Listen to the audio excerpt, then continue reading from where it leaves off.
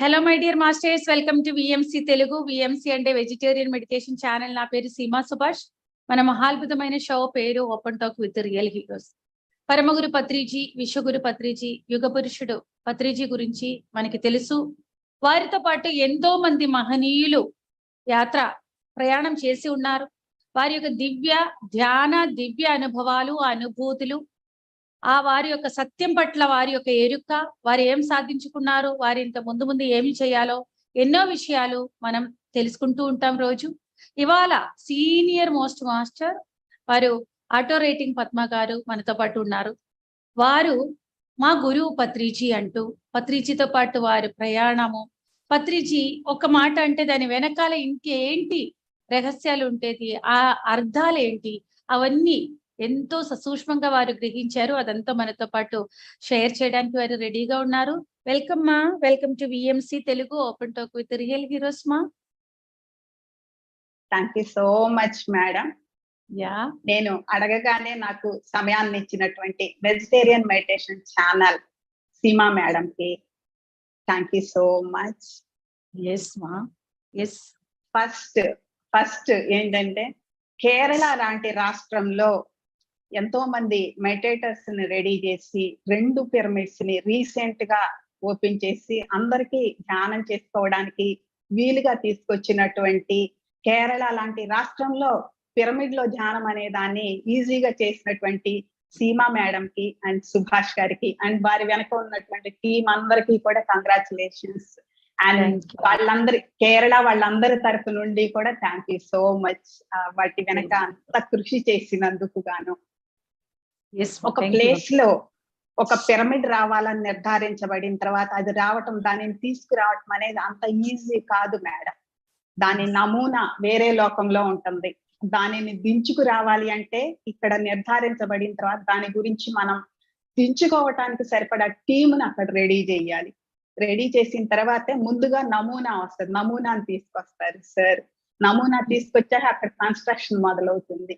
Construction మొదలై అది ఎప్పుడైతే కంప్లీట్ అవుతుందో అప్పుడు సార్ వచ్చి దాన్ని తను స్వయంగా గానీ వేరే పిరమిడ్ మాస్టర్ రూపంలో గానీ ఆయన వచ్చి ఏం చేస్తారంటే, భూమి మీద ఏ క్షేత్రానికి అది ఆ శక్తి అనుసంధానించబడి ఉందో దానిని కనెక్ట్ చేస్తారనమాట. ఇలా అందరికి వినిమయంలోకి వస్తుంది మేడం. ఇది నాకు తెలిసిన వివరం పిరమిడ్ కన్స్ట్రక్షన్ గురించి.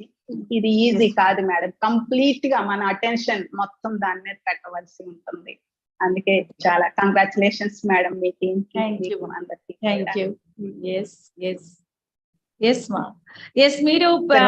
మీరు అదే పత్రిజీతో ఎప్పుడు మీరు కనెక్ట్ అయ్యారు అసలు మీ జీవితంలో, ఏ వయసులో, ఎందుకు? నేను మీకు లాస్ట్ సెషన్ లో చెప్పాను. మొట్టమొదటిగా నా గురువు పత్రిజీ అనే టైటిల్ నేను ఎందుకు ఇచ్చాను అంటే, ఇలా పెట్టుకోండి మేడం, ఇలా పెట్టుకోండి, నా గురువు ఇలా పెట్టుకున్న ప్రతి ఒక్కళ్ళకి కూడా నా గురువు అనిపిస్తారు. ఆయన ఆ ఫీల్ తెస్తారు. నేను షేర్ చేసుకోవడానికి దేనికైనా సరే నాకు ఒకళ్ళు ఉన్నారు అన్న భరోసా, నా గురువు ఉన్నాడు నాకు భరోసా అనిపిస్తారు. అందుకే నేను ఆ టైటిల్ ని ఇవ్వటం జరిగింది మేడం. నా గురువు, మనందరి గురువు విశ్వగురువు బ్రహ్మర్షి పత్రిజీకి ప్రణామాలు. స్వర్ణమాల మేడం కి నమస్కారం. వెజిటేరియన్ మెడిటేషన్ ఛానల్ ద్వారా ఈ ప్రోగ్రామ్ ని చూస్తున్నటువంటి పరమ గురువులందరికీ కూడా నమస్కారం. నేను ఇదివరకు ఒకసారి దీనిలో తీసుకోవడం జరిగింది. సీమా మేడం ని నేను ఒక వీడియోలో చూశాను. ఎంత ఫోర్స్ గా ఆమె మాట్లాడుతున్నారంటే, ఆమె విసిరే ఒక్కొక్క ముత్యం కూడా ఎంత దూరానికి వెళ్ళి పడుతుందో తెలియదు అనమాట.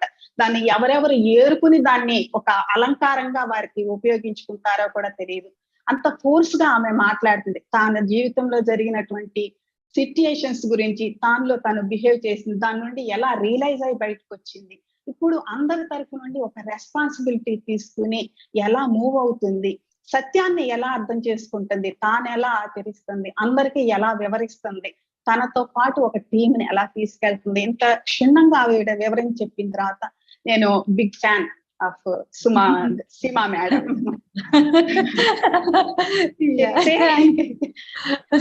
చెప్పడం అంటూ జరిగితే ఇలా చెప్పాలి, సత్యాన్ని పగలగొట్టి చెప్పాలి. ఏదో చెప్పి చెప్పకుండా కాదు, పగలగొట్టి చెప్పాలి. ఆ పటిష్టత అనేది వాయిస్ లో ఉండాలి అని చెప్పేసి మీ వాయిస్ కి నేను ఫిదా అయిపోయాను మేడం. తర్వాత నేను ఇంతకు ముందు ఒక సెషన్ తీసుకున్నాను ఇక్కడ.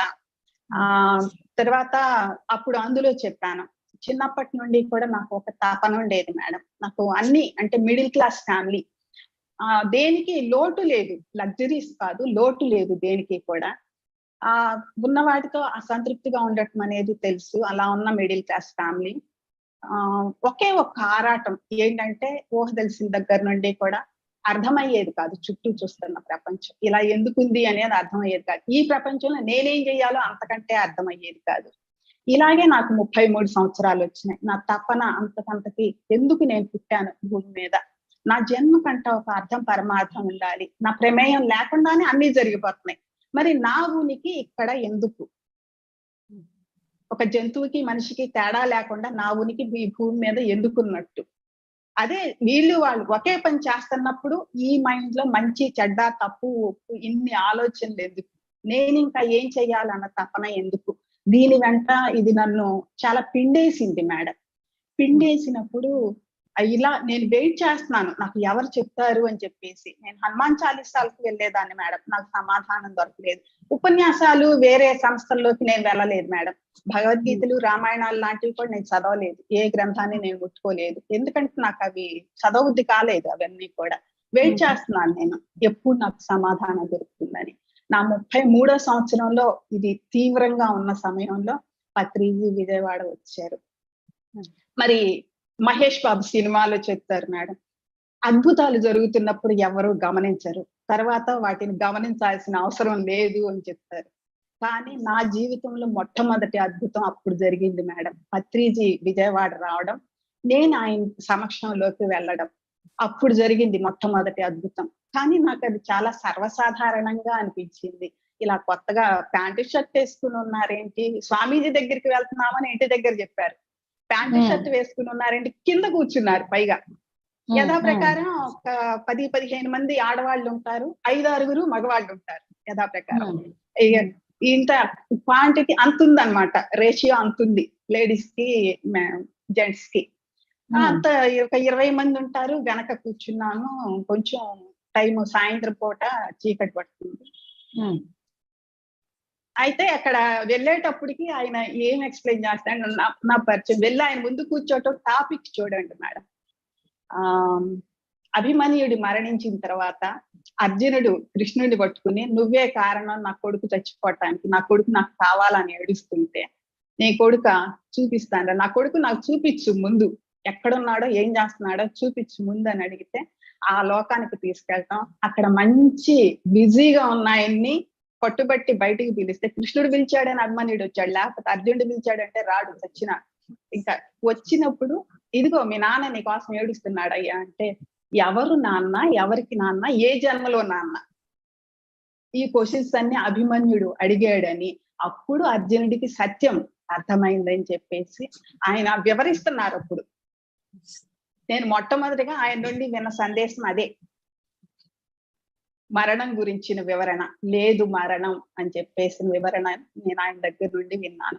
మొట్టమొదటిగా నేను ధ్యానం చేయటం అనేది స్వయంగా సాక్షాత్తు పత్రిజీ ముందు జరిగింది మేడం. 20 minutes మెడిటేషన్ చేశాను. ఆ 20 minutes ఏమైపోయామో తెలియదు. తర్వాత అందరినీ ఎక్స్పీరియన్సెస్ అడిగారు, నన్ను అడిగారు. అంటే నన్ను అడిగారు, పక్కన వాళ్ళని అడిగారు, నాకు తెలియదు మేడం. చీకట్లో నేను చెప్పేశాను గబగబా, సార్ వెన్ను మేడలు నొప్పిగా ఉన్నాయి అని చెప్పాను. ఓ ఫస్ట్ సిట్టింగ్ అని చెప్పారు. ఫస్ట్ సిట్టింగ్ లో వెన్ను మేడలు నొప్పిగా ఉన్నాయా అని క్లాస్ కొట్టారు. ఆ క్లాస్ ఎందుకు కొట్టారో తెలియదు, ఏం తెలియదు మేడం. ఏం తెలియకుండా వెళ్ళి కూర్చున్నాను. అలా మొదలైంది మేడం నా ప్రయాణం. ఆ క్షణం నుండి కూడా సార్ గాని, సార్ చెప్పిన ధ్యానం పద్ధతి కానీ, ఆయన మాట్లాడే విధానం కానీ, వెళ్ళి గురూజీ అంటే కూర్చుంటే, అమ్మ మీరు ఇవి చూసుకోండి, మీరు క్షేమంగా ఉండండి, మీరు లాభంగా ఉండండి, ఇట్లా చెప్తారు. ఆయన మరణం గురించి చెప్తున్నారు అక్కడ. ఈ మరణం గురించి చెప్పటం ఏంటని కానీ ఏది కొత్తగా అనిపించలేదు మేడం నాకు. ఇది చాలా సహజంగా నా ఇంట్లోకి నేను ఎలా వస్తానో అలా ఆయన సమక్షంలోకి నేను వెళ్ళిపోయాను. అంతే సహజంగా దీన్ని తీసేసుకున్నాను నేను. అక్కడి నుండి మొదలైంది మేడం ప్రయాణం. మొదలైన తర్వాత సార్ చెప్పారు, ఆయన వెళ్ళిపోయారు, ధ్యానం చేయమన్నారు, రోజు 45 minutes అన్నారు, చేయమన్నారు, చేస్తున్నాము. మాది ఎట్లా అంటే, అమ్మ వాళ్ళ ఇంట్లో ఎప్పుడో వీక్లీ వన్స్ మాంసం తినే ఫ్యామిలీ అది. పెళ్ళి అయిన తర్వాత పెళ్ళి అవటమే ఇంకో వరద వచ్చింది. అదేంటంటే నాన్ వెజ్. నేను తినటం తక్కువ గాని వండటం చాలా ఎక్కువ మేడం. అది ఒక హింస కింద ఉండేది నాకు. ఎట్లా అంటే అది చేయటం ఎప్పుడు స్మెల్ అది క్లీన్ చేయటం నాకు అసలు చాలా పెద్ద హింస అన్నమాట. అది ఎప్పుడు తప్పుతుదిరా బాబో నాకు ఈ కర్మ అనుకునేదాన్ని నేను. అట్లా పిల్లలకు కూడా వాళ్ళు ఇష్టపడేవాళ్ళు కాదు మేడం. నేను పెట్టేదాన్ని బలవంతంగా. మా అమ్మ వెజిటేరియన్ కంప్లీట్. బాగుంది పుట్టిన దగ్గర నుండి తను ఎగ్ కూడా తినలేదు, వెజిటేరియన్. ఆవిడ కడుపును పుట్టి నేను మాంసం తిన్నాను. ఆవిడే పెట్టింది నాకు బలం అని. ఎన్ని సంవత్సరాల పాటు. తర్వాత నేను నా పిల్లలకి పెట్టాను బలం అని చెప్పేసి. వాళ్ళు ఇష్టపడేవాళ్ళు కాదు, నేను నా పిల్లలకి పెట్టాను. ఎప్పుడైతే సార్ మాంసం తినొద్దు, పూజలు చేయొద్దు, మందులు వేసుకోవద్దు, ధ్యానం చెయ్యండి, బుక్స్ చదవండి, షేర్ చేసుకోండి, ఎక్స్పీరియన్స్ షేర్ చేసుకోండి, చేయవలసినవి 3, చేయకూడనివి 3 మొట్టమొదటి సెషన్ లో ఎప్పుడైతే ఆయన చెప్పారో అప్పటి నుండి కూడా 3టిని వదిలేశాను మేడం నేను. అంత నాకు అదంతా పట్టుకోదగినవిగా అనిపించలేదు. ఎందుకంటే ఫిజికల్ బాడీ ఎప్పుడు అది ఒక ఇబ్బందికి అది ఎప్పుడు గురవలేదు. మరీ అయిందంటే డెలివరీ టైంలో అంతే. మెడిసిన్స్ యూజ్ చేయాల్సిన అవసరం దానికి ఎప్పుడు రాలేదు. వచ్చినా నేను చెయ్యలేదు వాటిని, తక్కువ. దాన్ని వదిలేశాను. పూజలు నాకంత ఎక్కువగా చేసేదానిక దాన్ని ఈజీగానే వదిలేశాను. ఈ మాంసాన్ని ఏం చేయాలి నాకు అర్థం కాలేదు. అర్థం కాక నేను పద్మని అడిగాను. జక్కా పద్మ వాళ్ళ పక్కన ఉండేవాళ్ళం మేము.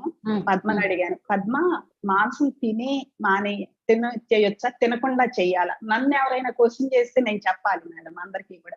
నువ్వెందుకు తినవు అంటే తింటా చేస్తారు కదా అందరూ కూడా కొన్ని సంస్థల్లో. మరి నువ్వెందుకు చెయ్యవంటే నేను చెప్పాలి సమాధానం. అందుకని పద్మని అడిగాను. పద్మ ఆ రోజు ఎంత చక్కటి సమాధానం చెప్పిందంటే నాకు, పద్మ ఆయన మన ఆస్తులు అడగలేదు, నాకు డబ్బు కావాలని కానీ, ఇంట్లో వసతి కావాలని కానీ, ఇంకొకటి కావాలి ఏమి అడగలేదు. ఆయన మనల్ని అడిగింది ఒక్కటే, మాంసం మానేయమన్నారు. అది కూడా చేయలేమా అని చెప్పేసాను. అంటే ఇంకా లాస్ట్ మేడం ఒక సమాధానం అనేది నాకు కంప్లీట్ గా అక్కడ లభించింది అనమాట. లాస్ట్ అది అలా నేను అన్నిటినీ కూడా మానేసి చాలా తీవ్రంగా నేను ధ్యానం అనేది చేయడం మొదలు పెట్టాను మేడం. వితిన్ 1.5 వీక్ లో నాకు విజన్స్ కనపడటం మొదలైంది మేడం. లైట్ గా కలర్స్, తర్వాత విజన్స్, ఫారెస్ట్లు, ఏవేవో ఇట్లా ఋషులు అక్కడ కూర్చొని చేసుకునేవాళ్ళు. వాళ్ళతో కలిసి నేను అక్కడికి వెళ్ళి వాళ్ళని కదిలించేదాన్ని, వీళ్ళు ఇట్లా కూర్చున్నారని చెప్పేసి. వాళ్ళు చిన్న పాపగా చేసి ఒళ్ళో పెట్టుకుని ధ్యానం చేసుకుంటా ఉండేవాళ్ళు. తర్వాత అట్లా కూడా నేను లాగుతా ఉండేదాన్ని. లాగుతా అంటే ఒక ఫ్లవర్ గా చేసి వెనకున్న చెట్టు పెట్టేశారు వాళ్ళు. పెట్టేసి వాళ్ళ ధ్యానం వాళ్ళు చేసుకునేవాళ్ళు అనమాట. ఇట్లా ఇటువంటి విజన్స్ అన్ని కూడా అసలు నా చుట్టూ ఉన్న ప్రపంచం ఎలా ఉంది, పైన వాళ్ళు ఉన్న ప్రపంచం ఎలా ఉంది, ఏంటి డిఫరెన్స్ అక్కడికి ఇక్కడికి, ఇలా నేను ఒక 2 వీక్స్ లోపల నేను మొత్తం ఆ విజన్స్ అన్ని కూడా క్లియర్ గా ఎన్నెన్నో డైమెన్షన్స్ ఎలా ఉంటాయి, చిన్నప్పటి నుండి నాకు డ్రీమ్స్ లో కనిపించేవి ఏంటి, వాటి అంతరార్థం ఏంటి, ఇవన్నీ కూడా నాకు రోడ్డు మీద నడుస్తా ఉంటే నేను విజన్స్ చూసేదాన్ని మేఘాలలో. అవి ఏంటి, ఇవన్నీ నాకు కంప్లీట్ గా 2.5-3 వీక్స్ అయ్యేటప్పటికి నాకు కంప్లీట్ అండర్స్టాండింగ్ వచ్చింది మేడం. పైన నేను చిన్నప్పటి నుంచి చూస్తుంది ఏంటి, ఎందుకు నేను అందరిలోనూ కలవలేకపోయాను, ఎందుకు అందరు చేసేది నాకు చెయ్యాలనిపించలేదు, సార్ని నేను అంత ఈజీగా ఎలా నేను ఆయన చెప్పింది నేను యాక్సెప్ట్ చేసి చేయగలిగాను అన్నప్పుడు నాకు అప్పుడు అర్థమైంది మేడం. పత్రిజీతో నా ప్రయాణం ఈ రోజు కొత్తగా మొదలైంది కాదు. ఎన్నో జన్మల నుండి నేను ఆయనతో ప్రయాణం చేస్తా వస్తున్నాను. ఇప్పుడు ఈ జన్మలో ఇప్పుడు పరిచయం అయ్యారు ఆయన అని నాకు అందుకే కొత్తగా అనిపించలేదు అని చెప్పేసి అప్పుడు అర్థమైంది మేడం. 2.5-3 వీక్స్ గడిచేటప్పటికి విజన్స్ చూస్తా ఉండేదాన్ని కదా మేడం. ఆ విజన్స్ లోనే నాకు వినాయకుడు ఎక్కువగా కనిపించేవాళ్ళు. ఆయన ఏంటి, ఆయన గణాన్ని వేసుకుని ఫారెస్ట్ లో మూవ్ అవుతా ఉండేవాళ్ళు అనమాట. వెళ్తా ఒక్కసారి ఇట్లా తిరిగి చూసేవాళ్ళు మేడం సైడ్ నేను కూర్చున్న వైపు. ఎంత సున్నితంగా ఉండేదంటే అది అసలు స్మైల్, ఆ తొండం కింద నుండి స్మైల్ కనిపించేది, చిరునవ్వు, ముఖమంతా ఇట్లా స్మైల్ ఉండేది. తిరిగి చూసినప్పుడు ఆ సున్నితత్వం అనేది నాకు లోపల ఉన్నటువంటి ఆ మాస్క్ తట్టి లేపేది మేడం. అది డైరెక్ట్ గా అక్కడ టచ్ చేసేది. ఆయన ఏంటి ఇంతమందిని తీసుకుని వెళ్తున్నానని చూస్తా ఉండేదాన్ని. ఎవరిని ఏ క్వశ్చన్లు అడగటానికి నాకు తెలియదు మేడం, అసలు క్వశ్చన్ రాదు నాకు అసలు. అట్లాగే చూస్తా ఉండేదాన్ని. ఒకరోజు ఇట్లాగే ఎక్కువ విజన్స్ కనిపిస్తా ఉండేవి. మళ్ళీ ఆయన వచ్చి నా ముందు పీఠం ఉంది. దాని మీద ఒక పెద్ద బుక్, చాలా పెద్ద బుక్ ఉంది. దాని పక్కనే ఇంకు బాటిల్ ఉంది. దాంట్లో ఆయన ఘంటం అంటారు, దాన్ని ముంచి ఇట్లా రాస్తున్నారు. రాస్తా ఉన్నప్పుడు ఈ చేతులు ఇట్లా వెనక్కి సగానికి బాడీ వెనక్కి పడిపోయింది. పడిపోయి నేల మీద 2 చేతులు కూడా ఇట్లా రాయటం మొదలుపెట్టినాయి. ఆటోమేటిక్ వాటంతట అవి రాయటం మొదలుపెట్టినాయి. చాలాసేపు రాసినాయి. ఒక పక్కన విజన్ కనిపిస్తుంది, ఆయన రాస్తున్నారు. 2 చేతులు నేల మీద రాస్తున్నాయి, 2 చేతులు ఇలా వచ్చినాయి. దీనిలో ఇంకు పోసారు ఆయన. ఇంకు పోసి దీంట్లో ఆ ఇంకు బాటిల్ ఏంటంటే దీంట్లో ఇట్లా ముంచి ఆయన రాస్తున్నారు అనమాట. రాస్తున్నప్పుడు నా చేతులు ఇవి రాస్తానే ఉన్నాయి కింద నేల మీద. ఈ విజన్ ఇదేంటో తెలియదు. వెళ్ళి అప్పట్లో మెడికోస్ ఉండేవాళ్ళు మేడం మాకు క్లాసెస్ తీసుకోవటానికి. ఎవరంటే శ్రీను, పేర్లు గుర్తులేవు కంప్లీట్ గా ఇప్పుడు.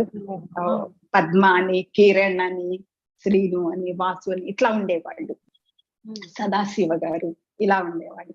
వాళ్ళకి నేను చెప్తాను ఇట్లా వచ్చిందని చెప్తే వాళ్ళు అన్నారు కదా మేడం, ఇది ఆటోమేటిక్ రైటింగ్ ప్రక్రియ, మీరు ధ్యానం చేసేటప్పుడు బుక్ పెన్ను పక్కనే ఉంచుకోండి, మీకు మెసేజ్ ఇస్తారు మాస్టర్స్ చెప్పాలనుకుంటున్నారంటే. అది నేను వాళ్ళు అక్కడ నుండి వచ్చిందా నేను బుక్ పెన్ను పక్కనే ఉంచుకున్నాను మేడం. పక్కనే ఉంచుకున్నప్పుడు ఫస్ట్ డే అది సున్నాలు చుట్టడం మొదలు పెట్టింది. నెక్స్ట్ డే నేను ఒక క్వశ్చన్ అడిగాను. క్వశ్చన్ అడిగితే దానికి సమాధానం ఇచ్చారనమాట దాంట్లో. ఇట్లా అక్కడ నుండి క్వశ్చన్స్ ఆన్సర్స్ కొన్ని వాళ్ళు ఇచ్చేవాళ్ళు మేడం, 2 వాళ్ళే ఇచ్చేవాళ్ళు. కొన్ని నేను క్వశ్చన్స్ అడిగేదాన్ని. కొన్ని ఏంటంటే నేను ధ్యానంలో కూర్చుని ఉన్నప్పుడు పిరమిడ్ మాస్టర్స్ యాస్ట్రల్ బాడీస్ తో వచ్చేవాళ్ళు. వాళ్ళు క్వశ్చన్ అడిగేవాళ్ళు. వాళ్ళు అడిగిన క్వశ్చన్స్ కి వీళ్ళు ఆన్సర్ రాసేసి వెళ్ళిపోయేవాళ్ళు. కొన్ని సార్లు నాకు సెన్స్ తెలిసేది మేడం అది రాస్తున్నట్లుగా. కొన్ని సార్లు తెలిసేది కాదు, సెన్స్ తెలిసేది కాదు. అయిపోయిన తర్వాత నేను చూసుకునేదాన్ని. ఇట్లా 1.5 month లో నాకు 380 క్వశ్చన్ ఆన్సర్స్ వచ్చినాయి మేడం దాంట్లో. అది చెప్పేవారమ్మా పత్రిజీకి ఇదంతా చూపించారా? చెప్పేది చూపించాం మేడం. 1 week మళ్ళీ ఇది ఆటోమేటిక్ రైటింగ్ రావటం మొదలు పెట్టింది. మళ్ళీ సెకండ్ టైం సార్ విజయవాడ వచ్చేటప్పటికి ఆటోమేటిక్ రైటింగ్ వచ్చేసింది. అంటే నాకు క్లాస్ కి వచ్చినప్పుడు దాంట్లో చూపించి సార్ కి చూపించి అవి చూసినప్పుడు అవి చూసి సార్ చెప్పారు కదా మేడం, ఒక థర్డ్ ఐ ద్వారా మనం చూడగలిగింది ఎంత, మనం అర్థం చేసుకోగలిగింది అంత, మనకు అర్థమయ్యేది ఎంత. అప్పటిదాకా మనం ఒక ఎన్విరాన్మెంట్ లో ఉన్నాం, దీన్ని దించుకోవటమే గొప్ప. ఇంకా దాన్ని అర్థం చేసుకోగలిగే శక్తి కూడా అంత లేదు మేడం మనకి అప్పట్లో, 25 సంవత్సరాల క్రితం. అప్పుడు మన దానికి అర్థం, కంప్లీట్ అర్థం మనకు కావాలి అంటే సార్ దగ్గరికి వెళ్ళినప్పుడు అక్కడ ఆయన వివరించి చెప్పారు మేడం దాని అర్థాన్ని. మనం చూడగలిగిందంతా, మనకి తెలిసిందంతా, కంప్లీట్ గా దాని అర్థం ఎంత, కంప్లీట్ గా మనకి తెలియాలి అంటే ఎవరి దగ్గరికి వెళ్ళాలి. అప్పుడు నాకు తెలిసింది మేడం ఒక మెసేజ్ వాల్యూ ఇలా వస్తుంది అని చెప్పేసి. అట్లా సార్ ఆ రోజు చూసి చాలా హ్యాపీ అయ్యారు మేడం. ఆ రోజు అన్ని చూసిన తర్వాత ఇంకా అక్కడ నుండి వచ్చింది, ఆ బుక్ కంప్లీట్ అయింది అంతే. ఆ క్వశ్చన్ ఆన్సర్స్ అయినాయి. ఇట్లా ఆ పెన్ను పాలని కూడా ఇట్లా విరిగింది మేడం, ఇట్లా విరిగి అక్కడ మార్క్ పడి అయిపోయింది అక్కడితో అంతే. దానికి సార్ అప్పుడు ధ్యాన భాగీరథి అని పేరు పెట్టారు. భగీరథుడు శివుడి దగ్గర తపస్సు చేసి ఆకాశ గంగను నిలుచుకొచ్చినట్లుగా ఏమై దించుకొచ్చారని చెప్పేసి. అప్పట్లో అది ప్రింట్ చేయటం అయితే అవలేదు, కానీ పిఎస్ఎస్ఎం మొత్తం అవి ఎన్ని చోట్ల ఉందో అన్ని చోట్ల అవి తిరిగేది మేడం. వీటి గురించే మాట్లాడుకునే వాళ్ళు. అప్పట్లో పిరమిడ్ మాస్టర్స్ ఉండేవాళ్ళు మేడం. అసలు ఒక్కొక్కళ్ళని వాళ్ళతో కలవటం, మాట్లాడటం ఎంత గొప్ప వారం అంటే చెప్పలేమన్నమాట. అసలు అంత ఎంతూస్టిక్ గా ఉండేవాళ్ళు. వాళ్ళకి తెలిసిన జ్ఞానం చెప్పటానికి కానీ, షేర్ చేయటానికి కానీ, తిరిగి వాళ్ళు వినటానికి కానీ అంతే శ్రద్ధగా. పత్రి సార్ ఎంత శ్రద్ధగా వింటారో అందరూ అంత శ్రద్ధగా వినేవాళ్ళు madam. Complete third I visions మీద, యాస్ట్రల్ జర్నీస్ మీద కొంత ఎక్స్పెరిమెంట్స్ చేయించేవాళ్ళు సార్ అందరితోనూ కూడా. పిరమిడ్ లోపల మెడిటేషన్ లో కూర్చోబెట్టి వాళ్ళు వచ్చాక బయట వెహికల్స్ సాగుతూ ఉంటాయి కదా, వాటి నెంబర్ చెప్పండి వాళ్ళు. ఇలాగా ఫలానా చోటికి వెళ్ళి ఏం జరుగుతుందో చెప్పండి, మా ఇంట్లో ఏం చేస్తున్నారో చెప్పండి. ఇలాగా అందరితోనూ చాలా ఎక్స్పెరిమెంట్స్ చేయించేవాళ్ళు. అందుకే Wow. అప్పట్లో వాళ్ళు చూడటంలో దిట్టలు అనమాట వాళ్ళు. Yes. ఇలా చూసేవాళ్ళు. ఒక మాస్టర్ ఉన్నారంటే కంప్లీట్ థర్డ్ ఐ చుట్టూ ఏం జరుగుతుంది అనేది ఈ లోకంలోనే కాకుండా పై లోకాల్లో కూడా చూడగలిగేవాళ్ళు మేడం. ఒక మాస్టర్ ఉన్నారంటే యాస్ట్రల్ జర్నీ చేసొచ్చేవాళ్ళు. చేసొచ్చి ఎక్కడెక్కడ తిరిగింది అని చెప్పేవాళ్ళు. ఒకళ్ళు ఇక్కడ కూర్చొని చూసేవాళ్ళు. ఒకళ్ళు యాస్ట్రల్ జర్నీ చేసి చూసేవాళ్ళు. ఇంకొక మాస్టర్ ఉండేవాళ్ళు మేడం. నాకు పేరు గుర్తులేదు. అవేర్ గా యాస్ట్రల్ జర్నీ చేసే వాళ్ళకి పైన లోకాలలో డైమెన్షన్స్ లో అన్నింటిలోనే ఎంట్రీ ఉండదు మేడం. వాళ్ళు రానివ్వరు వాళ్ళ దాంట్లోకి. అలా రానివ్వనప్పుడు మీకు ఏ లోకంలోకి ఎంటర్ ఉంటుంది, మీ దారి ఇది అని చెప్పేసి పైన నుంచి ఆయన డైరెక్ట్ చేసేవాళ్ళు మేడం ఆ మాస్టర్ పైన. ఇలా ఇవన్నీ కూడా వింటున్నప్పుడు అసలు ఎట్లా ఉండేదంటే మన చుట్టూ అసలైన ప్రపంచం అనేది మనం కోరుకున్న ప్రపంచం ఇది కదా. ఇందులో ఉన్నప్పుడు ఆ జీవం ఉండేది మాకు. ఆ బ్రతకాలి అన్న ఆశ, ఆ జీవం, ఆ ఉత్సుకత, ఆ ఎంతూసిజం అంతా కూడా ఎంత అద్భుతంగా ఉండేదంటే అప్పట్లో చాలా అద్భుతంగా ఉండేది మేడం. అసలు ఇట్లా ఆ ప్రతి క్షణం అక్కడ ఎప్పుడైతే మొట్టమొదటి అద్భుతం పత్రిజీ రూపంలో నా జీవితంలోకి వచ్చిందో, మిరాకిల్స్ హ్యాపెన్ అని సార్ సింపుల్ గా చెప్తారు. అమ్మా ఇక్కడ మీరు అంత పొందిన ఆ మహోన్నతమైన క్లియర్ సుస్పష్టమైన ఆ థర్డ్ ఐ విషన్స్ అవని, ఆస్ట్రల్ ట్రావెలింగ్ ఎక్స్పీరియన్సెస్ అవని, అలాగే ఈ టెలిపతి అవని తర్వాత తరానికి అంతే ప్యూరిటీగా అందిందంటారా లేదా అది కలుషితమైందంటారా? అంతే ప్యూరిటీగా అంటే ఇప్పుడు అక్కడికి వచ్చేసి అలా అందుకోవటం నాకు అవసరం మేడం. ఎర్త్ ఉన్న పరిస్థితిలో నాకంటే నా దగ్గరికి వచ్చేటప్పటికి పిఎస్ఎస్ఎం లో మాది third team madam. Second 2 teams అప్పటికి అయిపోయినాయి. ఆ 2 టీమ్స్ కూడా వాళ్ళకి ఒక విజన్ రావాలంటే ఏంటంటే రోజుల తరబడి కంటిన్యూస్ గా కూర్చోవాల్సి వచ్చేది. వెళ్ళిపోతే ఫారెస్ట్ లోకి వెళ్ళిపోవాల్సి వచ్చేది, లేదా ఒక ఎవరు లేని ప్లేస్ లోకి వెళ్ళి సాధన చేయవలసి వచ్చేది. నా థర్డ్ టీమ్ దగ్గరికి వచ్చేటప్పటికి ఏంటంటే ఇళ్లలో మనం కూర్చుని చేస్తుంటేనే విజన్స్ రావటం మొదలుపెట్టింది. అక్కడికి ఎనర్జీస్ ఎక్స్పెండ్ అయినాయి. నేను ఇక్కడ నుండి తెచ్చుకున్నాను మేడం. నేను ఇల్లు వదిలేసి వెళ్ళే పరిస్థితి ఎవరికి ఉండదు ఇక్కడ. కొంతమంది వెళ్ళి చేశారు, అది ఓకే. కానీ నేను చేయలేను అట్లా. నేను ఇంట్లోనే ఉండాలి. ఇంట్లో ఉండి చేయాలన్నప్పుడు నాకు కన్వీనియంట్ గా ఉన్నప్పుడు ఈ ఎనర్జీస్ నేను దించుకోగలను. నేను ఈ మెసేజెస్ ని, ఈ విజన్స్ ని నేను చూడగలను. నాకు ఉంది కెపాసిటీ. అప్పటిదాకా వాళ్ళు పరిచయం పెట్టారు మేడం. అట్లాగే నేను వచ్చేటప్పటికి సాధన ఎక్కువ చేస్తానే తప్ప ఇంట్లో నుండి కదలలేదు మేడం. ఇంట్లో నుండినే తీసుకున్నాను. తర్వాత వచ్చే వాళ్ళు ఏమవుతారంటే దానిని ఏదైతే అప్పటి వరకు థర్డ్ టీమ్ వచ్చేది పరిస్థితి అక్కడ నుండి ఫోర్త్ టీమ్ వాడుకోవటం మొదలు పెడుతుంది. అక్కడ నుండి మా దగ్గర నుండి ఏమవుతుందంటే ఇది బయటికి విజువలైజ్ అవటం మొదలు పెట్టింది మేడం. అప్పటిదాకా కూడా ఒక విజన్ రూపంలోనే ఉండేది అది. ఎవరికి కూడా మనం ప్రూఫ్ చూపించడానికి కానీ ఏది లేదు. ఇప్పుడు నేను ఒక విజన్ చూశాను, అది విజన్. నేను మీకు ప్రూఫ్ ఇవ్వలేను దానికి. కొన్ని సంవత్సరాల తర్వాత ఇది ఇలా ఉంటుంది అని చెప్తే అది నా విజన్ అవుతుంది. నేను మీకు దానికి ప్రూఫ్ ఇవ్వలేను. అట్లాగే అంతవరకే నేను చెప్పగలను. కానీ అక్కడ నుండి ఏమైందంటే విజువలైజ్ అవటం మొదలు పెట్టింది మేడం. పిరమిడ్స్ రూపంలో, ర్యాలీల రూపంలో, యజ్ఞాల రూపంలో, 2 రోజులు 3 రోజులు యజ్ఞాల రూపంలో ఇలాగది ఎక్స్పెండ్ అవటం, విజువలైజ్ అవటం, ఆ గ్రూప్ పెద్దదయ్యే కొద్దీ కూడా స్పీడ్ పెరగటం, వేగం పెరగటం, ఆ దించుకునే మెసేజెస్ కానీ అన్నిటి వల్ల ఇలా జరిగేది మేడం. ఇలా జరిగేది. అయితే ఇక్కడ ఏంటంటే వస్తున్న మెసేజెస్ ఎప్పుడు కూడా రాంగ్ కాదు మేడం. మనం వాటిని అర్థం చేసుకునే విధానంలోనే తేడా ఉంటుంది. ఇది నాకు మొట్టమొదటిసారి ఇందాక మీకు చెప్పాను సార్, దాన్ని ఎక్స్ప్లెయిన్ చేసినప్పుడు దాని కంప్లీట్ మీనింగ్ ఏంటి అనేది నాకు అందరికీ అర్థమైంది అని చెప్పేసి. కంప్లీట్ గా మనం అర్థం చేసుకోగలగటంలో, సరిగ్గా దాన్ని అర్థం చేసుకోగలగటంలో ఎంతవరకు మనం అక్కడ పర్ఫెక్ట్ గా ఉన్నాం అనేది ఇదొకటి నాకు ఎక్స్పీరియన్స్ మేడం. అక్కడ నుండి ఏమైందంటే ప్రపంచంలో మిగతా వాటిని అంతకు ముందు నాకు అంత పరిచయం లేదు మేడం. అక్కడ నుండి నేను అసలు కంప్లీట్ గా నేను మిగతా ప్రపంచాన్ని పట్టించుకోవటం మానేశాను. ఇక్కడ ఒక ఆటో రైటింగ్, ఒక మీడియంషిప్ ని పై వాళ్ళు ఎలా సెలెక్ట్ చేసుకుంటారంటే వాళ్ళకి ప్రపంచం గురించి ఎక్కువగా తెలిసి ఉండకూడదు. వాళ్ళ మైండ్ లో ఎక్కువగా క్యాల్కులేషన్స్ ఉండకూడదు. అంటే ఆ బ్రెయిన్ యాక్టివ్ గా పనిచేయకూడదు. ఎలా అంటే లాజిక్ తీసే మైండ్ లాగా, లాజికల్ మైండ్ గా అది ఉండకూడదు.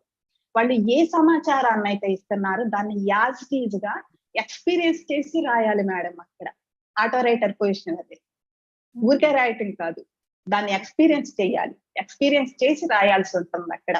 ఒక మహాభారతాన్ని వ్యాస మహర్షికి గణేశుడు వినాయకుడు రాస్తాడు అని చెప్పేసి సజెస్ట్ చేశారు ఆయనకి. కూర్చోబెట్టినప్పుడు వ్యాస మహర్షి చెప్పాడు ఆయనకి, నా ఫ్లో ఆగకూడదు, నువ్వు రాస్తానే ఉండాలి. ఎలా రాయాలో తెలుసా, నువ్వు ఎక్స్పీరియన్స్ చేసి రాయాలి దాన్ని అని చెప్పి దానికి సిద్ధపడి వినాయకుడు కూర్చున్నాడు మేడం. ఈ భూమి మీద మొట్టమొదటి ఆటో రైటర్ వినాయకుడు మేడం. ఆయనే నాకు మాస్టర్. దాన్ని ఇచ్చేదాన్ని నేను ఎక్స్పీరియన్స్ చెయ్యాలన్నమాట. దాన్ని నేను ఫస్ట్ క్వశ్చన్ ఇందా నీకు చెప్పలేదు, ఇది చాలా సెషన్స్ లో నేను చెప్పాను మేడం. ఫస్ట్ క్వశ్చన్ నేను ఏం చెప్పానంటే, నాకు ట్రయాంగిల్ మధ్యలో జెడ్ కనిపించింది మేడం. ఈ జెడ్ ఏంటి అని అడిగాను నేను. అడిగితే వాళ్ళు ఇచ్చిన సమాధానం ఏంటంటే, ఒకదానిలో ఒకటి, ఒకదాని పైన ఒకటి, దృక్పథాలు వేరైనా మానవ సంబంధాలు బలంగా ఉండాలి అని చెప్పాను. దాన్ని నేను ఎలా అర్థం చేసుకోవాలి? నేను అడిగిన క్వశ్చన్ ఏంటి, వాళ్ళు ఇచ్చిన సమాధానం ఏంటి, ఎలా అర్థం చేసుకోవాలి? అది సార్ ముందు పెట్టినప్పుడు సార్ చెప్పారు మేడం నాకు, మేడం మీరు పిరమిడ్ లో స్వస్తిక్ ను చూశారు మేడం అన్నారు. అంటే కాదు సార్ నేను జడ్డు చూశానని అంటే, లేదు మేడం మీరు స్వస్తిక్ లో సగం చూశారు, మిగతా సగాన్ని మీరు చూడలేదు, సగం చూశారు. మరి ఒకదానిలో ఒకటి అంటే ఒకదాని పైన ఒకటి, అదంతా ఇమిడిపోయి ఉంటది చూడండి. ఒకదాని పైన ఒకటి ఇమిడితేనే అది స్వస్తిక్ అవుతుంది. 4 కోణాలు ఉంటాయి, ఎవరు చూసేది వాళ్ళు చూస్తారు, ఎవరి కోణంలో వాళ్ళు చూస్తారు. కానీ వాళ్ళ సంబంధాలు, వాళ్ళ మధ్యలో ఉన్న కమ్యూనికేషన్ అనేది బలంగా ఉండాలి. అప్పుడు ఏ సంస్థ, ఏ ప్రపంచం, ఏది కూడా, ఏ సమాజం కూడా అప్పుడు నాశనం అవటం అనేది జరగదు అని మొట్టమొదటి క్వశ్చన్ ఆన్సర్ మేడం అది. అందుకే నేను చెప్పాను, మనకు తెలిసిందంతా, మనం చూడగలిగిందంతా, మనకు తెలిసిందంతా అదే సార్ ముందుకు వెళ్ళేటప్పుడు ఇంకెంత ఎక్స్పెండ్ అవుతుంది, అది మన దృష్టి అనేది ఇంకెంత ఎక్స్పెండ్ అవుతుంది. ఇది అక్కడ నుండి నేర్చుకున్నాను మేడం నేను. అమ్మ, ఇప్పుడు మనం చూసినవన్నీ, ఆ చూసిన జ్ఞానాన్ని మరియు శక్తిని నిత్య జీవితంలో ఇంప్లిమెంట్ చేయకపోతే అది ఉత్తినేనా, వృధా? దాన్ని ఇంప్లిమెంట్ చేసేటప్పుడే కదా పరిపూర్ణత్వం అనేది. అవును మేడం. ఇది నేను ఆటో రేటింగ్ ద్వారా ఫస్ట్ మెసేజెస్ ఇచ్చినప్పుడు అది ప్రపంచానికి ఇచ్చారని నేను అనుకోలేదు మేడం. నాకంతా లేదని నా ఉద్దేశం.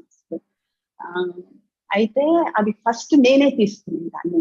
ఏం చెప్తున్నారు, ఆత్మ ప్రయాణం గురించి చెప్పేవాళ్ళు, గురువుని ఎలా చూసుకోవాలో చెప్పేవాళ్ళు, కొన్ని పదాలకు అర్థం చెప్పేవాళ్ళు, కొన్ని విజన్స్ కి అర్థాలు చెప్పేవాళ్ళు.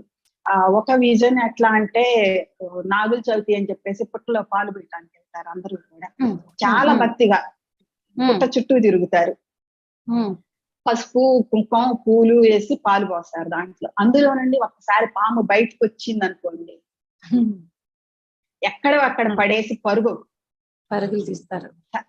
సత్యం కూడా అటువంటిదే అని చెప్పారు మేడం నాకు.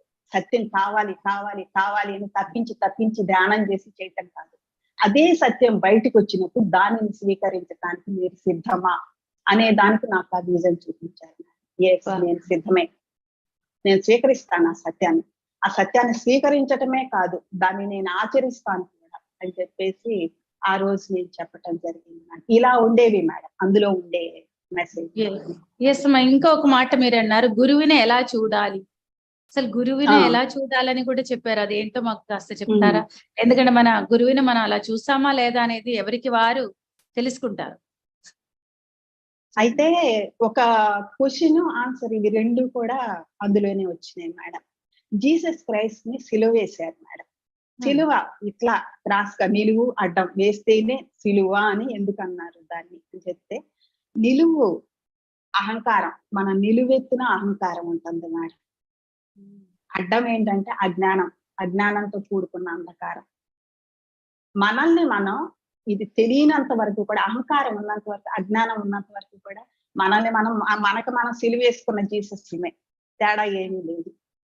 ఇది అక్కడ చెప్పారు. చెప్పి తర్వాత ముళ్ళ కిరీటం అంటే ఏంటి అని చెప్పేసి అది చెప్పారు.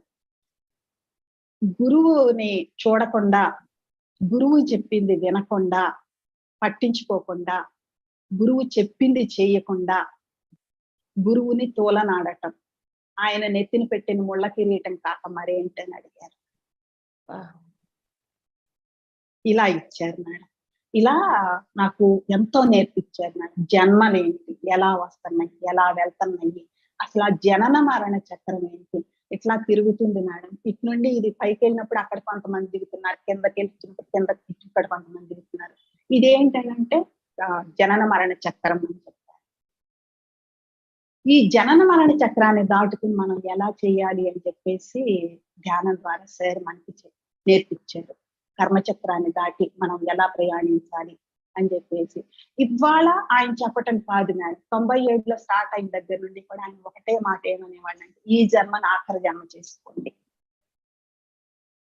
సంపూర్ణంగా ఈ జన్మను అర్థం చేసుకోండి, ఏం చెయ్యాలో అది చెయ్యండి, జన్మను ఆఖరి జన్మ చేసుకోండి, మళ్ళీ మళ్ళీ భూమి మీదకి రావాల్సిన అవసరాన్ని మీరు వదిలేయండి అని అప్పటి నుండి కూడా చెప్పేవాళ్ళు మేడం. సార్ చెప్పిన ప్రతిదీ కూడా ఎలా ఉండేదంటే, మాకు సార్ చెప్పారు కాబట్టి జరిగి తీరాలంతే. సార్ చెప్పారు అంత క్లారిటీ మాకు ఉండేది మేడం. ఆయన చెప్తుందంట పటిష్టత, చెప్పటంలో పటిష్టత, నేనేం చెప్తున్నాను అన్న దాని మీద ఆయనకి ఎంత పటిష్టత ఉందో ఆయనది మాకు అందిస్తున్నప్పుడు అంత పటిష్టతగా ఉండేది మేడం. ఇలా ఉండేది ప్రతిదీ కూడా తీసుకున్నప్పుడు. ఎంతో ఎన్ని ఆటోమేటిక్ రైటింగ్ అనేది అయిపోయిన తర్వాత అక్కడితో అయిపోయింది మేడం. అయిపోయిన తర్వాత ప్రోగ్రామ్స్ చేయటం మొదలు పెట్టినప్పుడు ఒక్కొక్క ప్రోగ్రామ్ చేస్తున్నప్పుడు దాని గురించి చేసే ప్రయత్నాలు అవి చిన్న ప్రోగ్రామ్సే, కానీ దాని గురించి సేకరించే సమాచారం గాని చేసే ప్రయత్నాలు గాని అవి ఇంటర్నేషనల్ రేంజ్ లో ఉండేవి మేడం. మాకు వచ్చేసి మా ప్రాణానికి అంత సమాచారాన్ని మేము సేకరించి చేసేవాళ్ళం. ఫస్ట్ పిల్లల్ని కూర్చోబెట్టి మెడిటేషన్ చేయించి తర్వాత పెయింటింగ్స్ వేయించడం, అదొక కాంపిటీషన్ అన్నమాట. ఇలా చేసేవాళ్ళం, మౌనంగా ఉంచటం. దానికి ఒక ఆయన రేడియో స్టేషన్ లో వర్క్ చేసేవాళ్ళు మేడం. ఆయన్ని గెస్ట్ గా పిలిచాం. ఆ గెస్ట్ గా పిలిచినప్పుడు సార్ అన్నారు కదా, అసలు ఈయన్ని వాళ్ళు ఇక్కడ తీసుకొచ్చారు మేడం, నాకు ఈయన్ని కలవాలని ఎప్పటి నుండినో ఉంది, ఇవాళ మీ వల్ల అది సాధ్యమైంది అని చెప్పేవాళ్ళు. మనకేం తెలుసు మేడం ఎటువంటి కార్యక్రమాలు ఆయన మనతో చేపిస్తారు అనేది. ఇంత చక్కగా మళ్ళీ ఒక క్రికెట్ మ్యాచ్ ఆడించాం సార్తో విజయవాడలో. అప్పుడు స్పోర్ట్స్ స్టేడియంలో స్పోర్ట్స్ ఆడటానికి వచ్చే వాళ్ళందరికీ సార్తో క్లాస్, అక్కడ మెడిటేషన్ సెషన్. ఇలా సార్ ని తీసుకెళ్లి పెట్టడంలో ప్రతి చోట ఏంటంటే ఆ రంగంలో సార్ ద్వారా మెడిటేషన్ స్ప్రెడ్ అవుతుంది, ఒక రంగంలోకి వెళ్ళిపోతుంది అది అని చెప్పేసి అట్లా చేసేవాళ్ళం. ఫస్ట్ టైం సార్ తో ఇప్పుడు ఫస్ట్ ఇప్పుడు సార్ చుట్టూ కూడే వాళ్ళందరూ ఆత్మజ్ఞాన అన్వేషకులే, ఆ తపనతో ఉన్న వాళ్ళే కనెక్ట్ అయ్యారు. ఎప్పుడు అలాగే సార్ చుట్టూ అలాంటి వాళ్ళే కూడుతారా?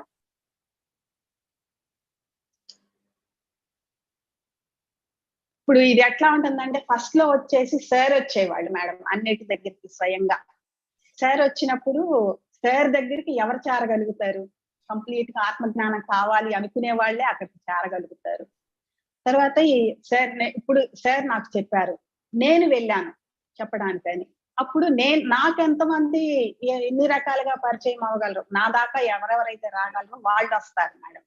ఇలాగే ఎంతో మంది వెళ్తారు, వాళ్ళ దాకా ఎవరెవరైతే రాగలరో వాళ్ళు వస్తారు. ఇప్పుడు వాళ్ళు కంప్లీట్ గా వాళ్ళు ప్యూరిఫై అయ్యి ఉండొచ్చు, అవ్వకపోయి ఉండొచ్చు మేడం. కంప్లీట్ తపన, ఆత్మజ్ఞానం కావాలి అన్న తపన వాళ్ళకి ఉండుండొచ్చు, లేకపోయి ఉండొచ్చు, మిక్స్డ్ గా ఉండొచ్చు. కానీ వాళ్ళకి ఏదో కావాలి, వాళ్ళు పడుతున్నటువంటి ఆ స్ట్రగుల్స్ నుండి బయటికి తీసుకొచ్చేది ఏదో కావాలి. ఏదో కావాలి అంటే ఆ ఆధారం ఈ వెళ్ళే వాళ్ళు అయ్యేవాళ్ళు మేడం. ఎలాగోలా వాళ్ళని మెడిటేషన్ లో కూర్చోబెడితే వాళ్ళ సమస్యకి ఒక పరిష్కారాన్ని వాళ్ళే తెచ్చుకుంటారు అనేది ఇది ఇక్కడ కిందకి దిగే కొద్దీ కూడా అనేక విధాలుగా వచ్చేది మేడం. కంప్లీట్ గా ఆత్మజ్ఞానం కావాలనుకునే వాళ్ళు ఉండేవాళ్ళు, ఇందులో తప్పించేవాళ్ళు, నాకే ఆనందం అయితే తెలిసిందో దాన్ని అందరికీ పంచాలనుకునే వాళ్ళు ఉండేవాళ్ళు. అట్లాగే అనేక రకాల వాళ్ళు కూడా ఉండేవాళ్ళు. ఒక బాబుని మెడిటేషన్ ఇట్లా చేస్తున్నాను సార్, ఇప్పటి నుండి చేస్తున్నానంటే, నువ్వు వేసుకున్న బట్టల్లాగానే నువ్వు చేసే ధ్యానం కూడా స్టైల్ గా చేస్తున్నావు అన్నారంట సార్. ఇలా ఉంటాయి అన్నమాట అనేక రకాలుగా. వాళ్ళు ఏ దృష్టితో అయితే వాళ్ళు చూడగలరో, వాళ్ళు చేసేది కానీ చెప్పేది కానీ అలానే ఉంటది మేడం. వాళ్ళు ఏ స్థితిలో ఉన్నారో అలానే ఉంటది. కావాలనుకున్న వాళ్ళే వస్తారని కావాలనుకునే వస్తారు, కాకపోతే అది రకరకాలుగా ఉంటుందంటే. అది ఏదో కావాలి ఆ, అంతే, అది మాత్రం ఆ, కరెక్ట్. కరెక్ట్. కావాలి అనేది కరెక్ట్. అది ఆ కావాలి అనేది రకరకాలుగా ఉంటుంది అంతే అది. మేడం. ఏది కావాలో వచ్చే వాళ్ళకి తెలుసు. ఎస్ ఆ, ఎస్. ఆ, ఇంకా ఉమ్, పత్రిజితో మీ యొక్క అనుబంధం ఎంత పవిత్రంగా ఉండేది? మా ప్రతిదానికి మీకు క్లారిఫై చేసేవారా? అప్పుడు తెగ మీకు అందుబాటులో ఉండేవారు కదా. సో ఎలా మా ఆ, రోజులు ఎలా ఉండేవారు? అంటే అప్పుడు వచ్చేసి సార్ వచ్చేసి ఎక్కువ తిరుగుతా ఉండేవాళ్ళు కదండి. ఇది జంక్షన్ ప్లేస్ విజయవాడ అనేది. సార్ మాత్రమే కాకుండా ఎంతో మంది మాస్టర్స్ వస్తుంటే వాళ్ళ నుండి తెలుసుకోవటం కానీ ఇట్లా ఎక్కువగా ఉంటా ఉండేది. సార్ ఇది జంక్షన్ కాబట్టి ఇటు నుండి హైదరాబాద్ నుండి వైజాగ్ వెళ్తా దిగేవాళ్ళు, లేదా చెన్నై వెళ్తా ఇట్లా రకరకాలుగా స్టే చేయటం అనేది ఎక్కువగా ఉండేది. కలిసిన ప్రతిసారి కూడా ఆయన ఎట్లా చెప్పేవాళ్ళు అంటే పక్కన కూర్చుని ఇట్లా అరటిపండు ఒలిచి చేతిలో పెట్టినట్టు చెప్పేవాళ్ళు మేడం ప్రతిదీ. ఇట్లాగే కూర్చుంటే మన ఇంటికి ఒకళ్ళు వచ్చినప్పుడు మనం ఇలా ఎలా ఉన్నామో అలా వెళ్ళిపోకూడదు.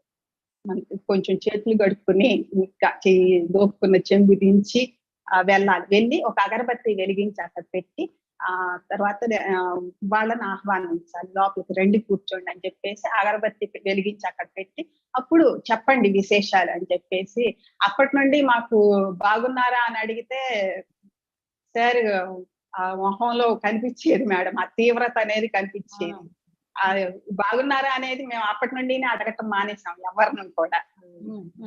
అది బాగున్నారా అని అడగకూడదు. ఏమిటి విశేషాలు అని చెప్పేసి అడగాలి. వాళ్ళు చెప్తున్నప్పుడు ఇలా గెస్టర్స్ ఉండాలి. ఊరికే ఇలా పెట్టుకుని కూర్చోవటం గెస్టర్స్ ఉండాలి. మనం వింటున్నాము అనేది అక్కడ అర్థమవుతుంది. ఇలా ప్రతిదీ మేడం క్షుణ్ణంగా నేర్పించేవాళ్ళు. వంట చేస్తుంటే వంటల్లో ఏ కూరగాయతో కలపాలి, మరి పప్పులో ఉల్లిపాయ వేయకూడదు, బీన్స్ లాంటి వెరైటీస్ లో ఉల్లిపాయ వేయకూడదు, టమాటా దేనిలో వాడకూడదు, ఇలా ప్రతిదీ కూరగాయ కట్ చేస్తే ఇలా టక్ టక్ టక్ మనం కట్ చేయకూడదు, దాన్ని జాగ్రత్తగా ఇట్లా కట్ చేయాలి, చిన్న పీసెస్ గా కట్ చేయకూడదు, పెద్ద పీసెస్ కట్ చేయాలి, ఇలా ఇంతసేపు మగ్గాలి, ఇలా ఉడికించాలి, ప్రతిదీ వివరించేవాళ్ళు మేడం. మాట ఎట్లా మాట్లాడాలి, ఆయన దేనినైనా సహించేవాళ్ళు కానీ మేడం మాట సరిగ్గా లేకపోతే సహించేవాళ్ళు కాదు.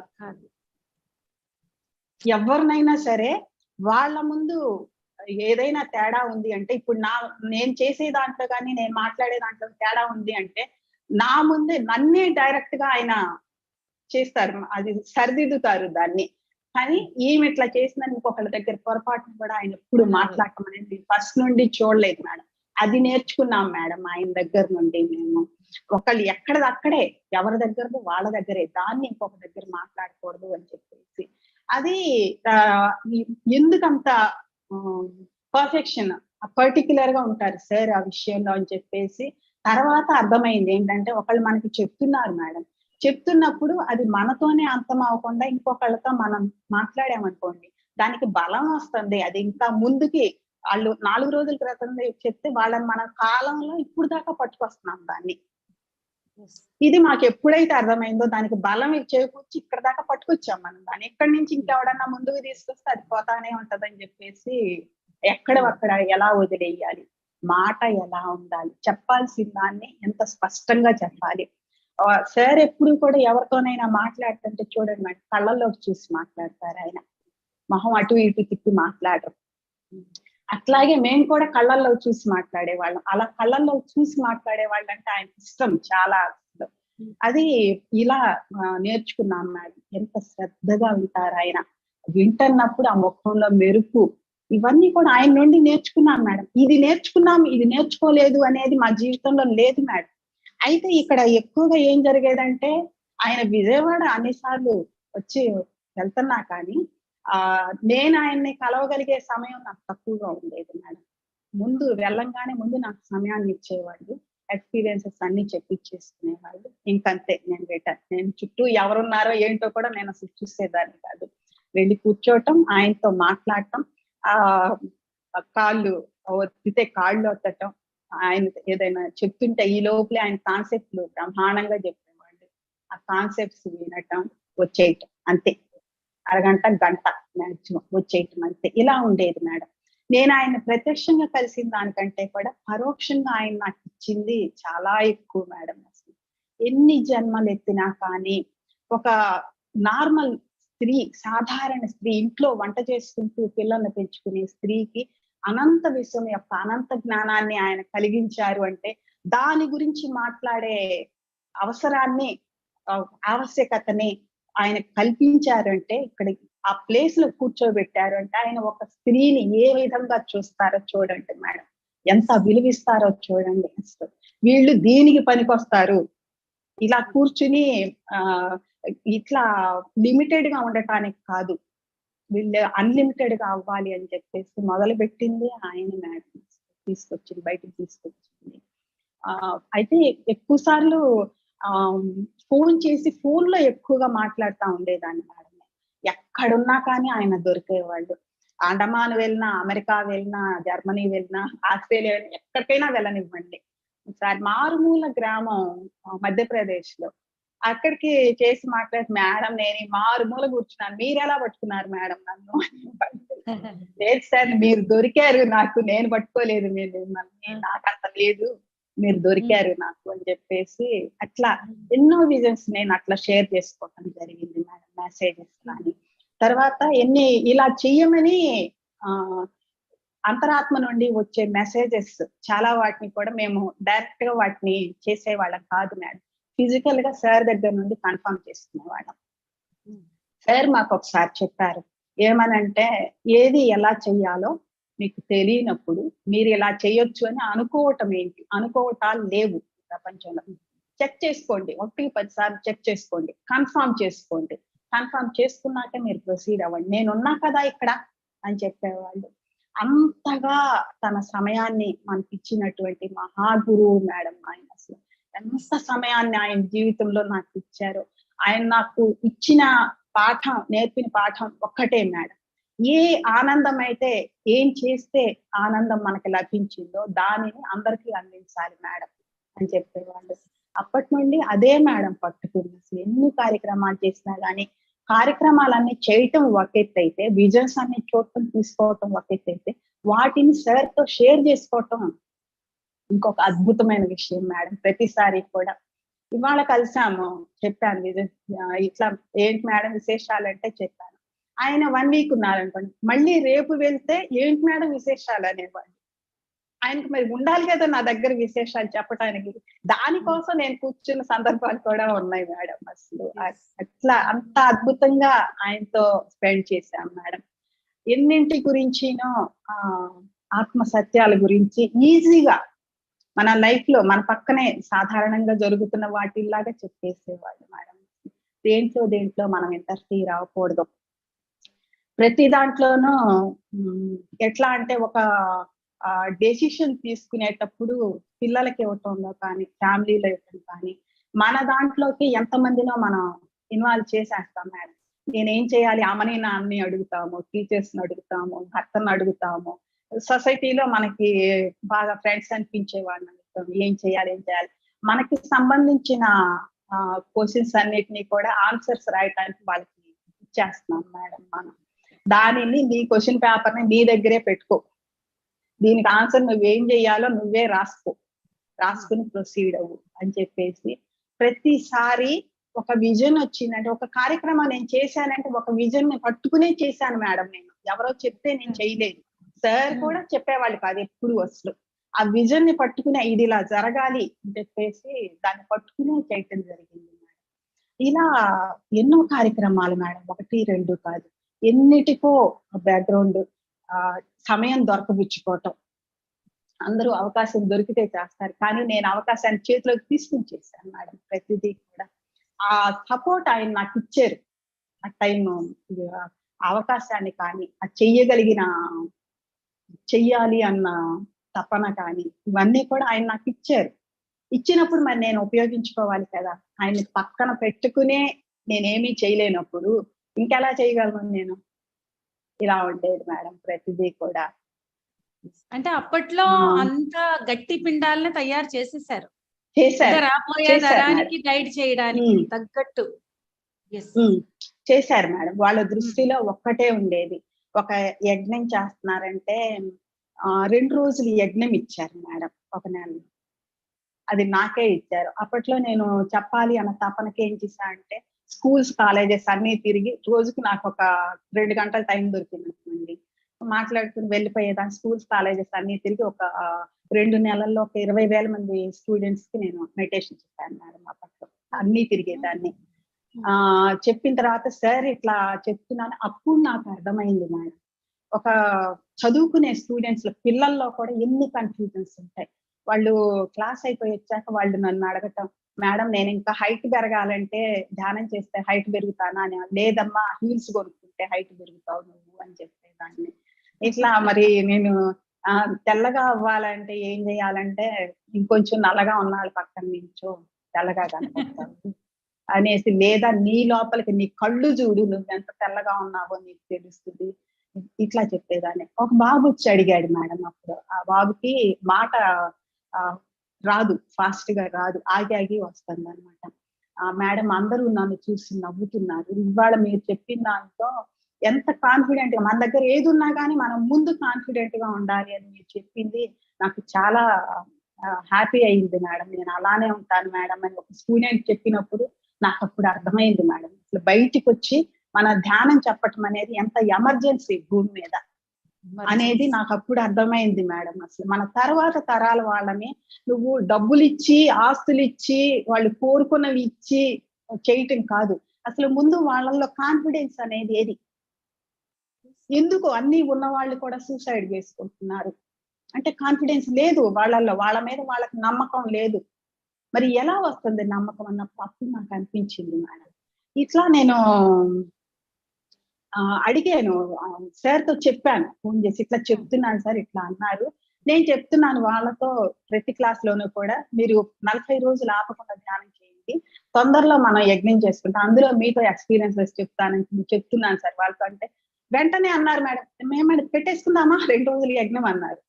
కొంచెం టైం కావాలి సార్. ఇంకా ఎక్కువ చెప్పేసి అప్పుడు పెట్టుకుందాము తెలియజేసానంటే 2 మంత్స్ టైమ్ ఇచ్చారు మేడం.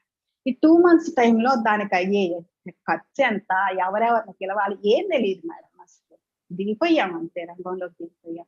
అప్పుడు నాకు సపోర్ట్ వచ్చింది వరలక్ష్మి మేడం చేయడానికి ముందు మొట్టమొదటిగా. తర్వాత అందరు చేశారు. మొట్టమొదటిగా ఆమె వచ్చింది. దానికి ఒక ₹1,00,000 ఖర్చవుతాయి అనుకుంటే, ఒక్కొక్కళ్ళకి నేను ధ్యానం చెప్పి ఒక్కొక్కళ్ళ దగ్గర నుండి ఒక్కొక్క రూపాయి తీసుకొని దానికోసం ఖర్చు పెట్టాలనేది అట్లా ప్రయత్నించాను మేడం నేను. చాలా మందికి ధ్యానం చెప్పి స్కూల్స్ వాళ్ళకి చెప్పినప్పుడు ₹2 ధ్యాన యజ్ఞానికి, ₹2 ధ్యాన యజ్ఞానికి స్కూల్‌లు మోగిపోయాయి మేడం అప్పుడు. అట్లా ఇచ్చారు ఫండ్. వాళ్ళు ఇచ్చిన అమౌంట్ ఎక్కువ కాదు. కానీ జరిగిన ప్రచారం మట్టుకు అట్లా జరిగేది మేడం. ఇలా ఉండేది వ్యూ ఎంతసేపు కూడా. ధ్యానం తెలియజేయాలి అందరికీ కూడా చెప్పాలి అనేది ఇలా ఉండేది. శాకాహారం గురించి చెప్పాలి. వెజిటేరియన్ ఇంపార్టెంట్ గురించి చెప్పాలి అనేసి. మరి సార్ వచ్చే వరకు కూడా శాకాహారం అంటే అంతకుముందు ఎన్నో విధాలుగా మానేశారండి. ఉపదేశాలు తీసుకున్న వాళ్ళు, లేకపోతే హెల్త్ ఇష్యూస్ వల్ల ఇట్లా మానేసిన వాళ్ళు ఉన్నారు. కానీ మాంసం తినటం పాపం, చంపి తినటం అది ఘోరమైన నేరం. దానికి పరిహారం లేదు. ఆ శిక్ష అనుభవించాలి. నేరము శిక్ష. శిక్ష అనుభవించి తీరవలసిందే అని చెప్పేసి ఎవరండి మనకు చెప్పింది? ఆయన వచ్చిన తర్వాత కదా. ఇంత విస్తృతంగా సామాన్య ప్రజానీకంలోకి మాంసం తింటే బలం అని పాతుకుపోయింది ఆ విశ్వాసం. అటువంటి ప్లేస్ లోకి వచ్చేసి ఆయన ఈ రకంగా స్టార్ట్ చేయటం అనేది అప్పుడేంటంటే అది కత్తి మీద సాములాగా ఉండేదండి. మాంసం తినొద్దని చెప్పటం. ఇలా ఎన్ని ఆయన తీసుకొచ్చినవి ఆ రివల్యూషనరీ ప్రాసెస్‌లు అనేవి అప్పటికప్పుడు స్టార్ట్ చేసేసేవాళ్ళు మేడం. మాతో ఒక విజన్ వచ్చిందయ్యా. ఇప్పుడే ఒక విజన్ వచ్చిందయ్యా. తాజాగా దిగింది అని చెప్పేసి తిరువడి పార్టీ ఆఫ్ ఇండియా అని అనౌన్స్ చేశారు. సింపుల్ గా అనౌన్స్ చేశారు. కంచిరోగ్రామ్ గారిని నలుగురిని కూర్చోబెట్టి. కానీ అది అప్పుడు విన్నప్పుడు పిరమిడ్ పార్టీ ఆఫ్ ఇండియా అని అనౌన్స్ చేయటం ధ్యానమే కొత్త. ధ్యానం చేస్తానని వచ్చే వాళ్ళే లేరు. ఏరుతున్నాం ఒక్కొక్కళ్ళని. మరి అప్పుడు పార్టీ ఏంటి? ఎందుకు పార్టీ పెట్టడం దాని ఉద్దేశం ఏంటి? అని చెప్పేసి తీసుకున్న వాళ్ళందరం కూడా దాన్ని తీసేసుకున్నాం మేడం. ఎక్కడ మాకెవ్వరికి కూడా ఏ డౌట్ రాలేదు. సార్ చెప్పారంటే జరిగి తీరుతుంది అంతే. అలా ఉండేది. తీసేసుకున్న తర్వాత గౌతమ బుద్ధుడు అప్పుడు మళ్ళీ ఆటో రేటింగ్ ద్వారా మెసేజెస్ అనేది అప్పుడు స్టార్ట్ అయింది మేడం. బుద్ధుడు మెసేజ్ ఇచ్చాడు అనమాట. ఏమనంటే ఫస్ట్ సెంటెన్స్ ఏంటంటే ఆ ప్రపంచంలో ఉన్న దుఃఖానికి కారణం వెతికేటప్పటికి నేను బుద్ధుడినయ్యాను. మీలో ఉన్న దుఃఖానికి కారణం వెతికేటప్పటికి మీరంతా బుద్ధుళ్ళయ్యారు. ఇంతమంది బుద్ధుళ్ళు ఉన్న తోటకి గార్డెనర్ కావటం, వనమాలిని కావటం నాకు ఎంత గర్వంగా ఉందో నేను చెప్పలేను అని చెప్పేసి అన్నారు. ఇక్కడ చూడండి మేడం, ఈ పదాలు ఎవరు మాట్లాడతారు? దీనికి గార్డెనర్ ఎవరు? ఈ తోటకి గార్డెనర్ ఎవరు? తోటమాలి ఎవరు? సార్, ఆయన ఇచ్చిన మెసేజ్ మేడం అది. బుద్ధులు వారు ఇచ్చారని చెప్పేసి అలా ఇచ్చారు. పార్టీ ఎందుకు స్థాపించబడుతుంది, ఇది ముందు ముందు ఏమవుతుంది, ఈ సమాచారం అంతా 4 పేజీల్లో ఆయన ఇచ్చారండి. బుద్ధం శరణం గచ్చామి అంటే ఏంటి, ధర్మం శరణం గచ్చామి అంటే ఏంటి, సంఘం శరణం గచ్చామి అంటే ఏంటి, కంప్లీట్ ఆయన సంబంధించిన అపోదీపోభవ అంటే ఏంటి, ఇవన్నీ కూడా 4 పేజీల మెసేజ్ లో వచ్చింది మేడం. దాన్ని పాంప్లెట్ లో ప్రింట్ చేసి అందరికీ పంచారు. ఎంత కాన్ఫిడెన్స్ ఇస్తుంది మేడం. అది అప్పుడు మీరు చెప్పారు కదా, మీకు అప్పుడు మీలాంటి ఏమంటారు ఒక ద్విజస్తంభాలని పక్కన పెట్టుకున్నారు అంటే మీకు వారు చెప్పేది వేదవాక్యం, మీకు కూడా అది ఎంతో కాన్ఫిడెన్స్ ఇచ్చేవారు. ఆ తర్వాత వచ్చేవాళ్ళు కొంతమంది ఎన్నోసారి పత్రిజీ 1,00,000 చెప్తారు, అదంతా చేయడం కుదురుతుందా అని అనే వాళ్ళతో మీరు ఏమంటారమ్మా? పత్రిజీ ఒక మహాశక్తి చైతన్యాన్ని గ్రహించి ఆ ప్రపంచానికే తెలుసు, మాలాంటి సామాన్యులకే తెలిసేటప్పుడు వారి చుట్టూ ఉన్న కొంతమంది ఇలాగా అప్పుడప్పుడు చెప్పుతూ ఉండేది కొన్ని విషయాలు. అంటే దానికి నేను ఎంతో దృక్సాక్ష్యం, అందుకే నేను ఇంత ధైర్యంగా చెప్తున్నారు. 1,00,000 చెప్తారండి అని అంటే మేము చెప్తాం, సార్ ఇలా చెప్పడం బట్టి ఇది చెయ్యాలి, ఇది చేద్దాం అనుకుంటున్నాము అంటే 1,00,000 చెప్తారు, ఊరుకో. మీకు అప్పుడు ఇలాంటి డౌటే లేదు. సో ఆ తరానికి ఇప్పుడు అలా బుద్ధి చెడిపోయి ఇలాగా మాట్లాడే వారికి పరమ గురు పత్రిజీ యొక్క మాటల్ని 1,00,000 చెప్తారు అదేంటి అనే దానికి మీరు ఏం చెప్తారమ్మా? ఫస్ట్ థింగ్ ఏంటంటే, నేను తీసుకుంది కార్యక్రమాలు ఏదైనా సరే చేయటం మొదలు పెట్టింది విజన్స్ నుండి మేడం. నేను విజన్స్ మెసేజెస్ తీసుకునేదాన్ని, స్టార్ట్ చేసేదాన్ని. ఇంకొకటి ఏంటంటే, సార్ చెప్పేది ఊరికే చెప్పరు. పని లేక తీరి కూర్చొని ఇల్లు వాకిలి వదిలేసి, భార్యా బిడ్డలను వదిలేసి, పసిపిల్లల్ని వాళ్ళ కర్మానికి వదిలేసి, ఇప్పుడు ఒక విజన్ ఒకటి చెప్తాను మేడం, ఒక విషయం చెప్తాను. ఆయన విజయవాడ వచ్చారు ఒకసారి. ఆ రోజు చాలా సీరియస్ ఉన్నారు, దగ్గరికి వెళ్ళటానికి అసలు భయపడుతున్నారు అందరూ కూడా. చాలా సీరియస్ ఉన్నారు, కళ్ళు మూసుకునే ఉన్నారు ఎప్పుడు కూడా.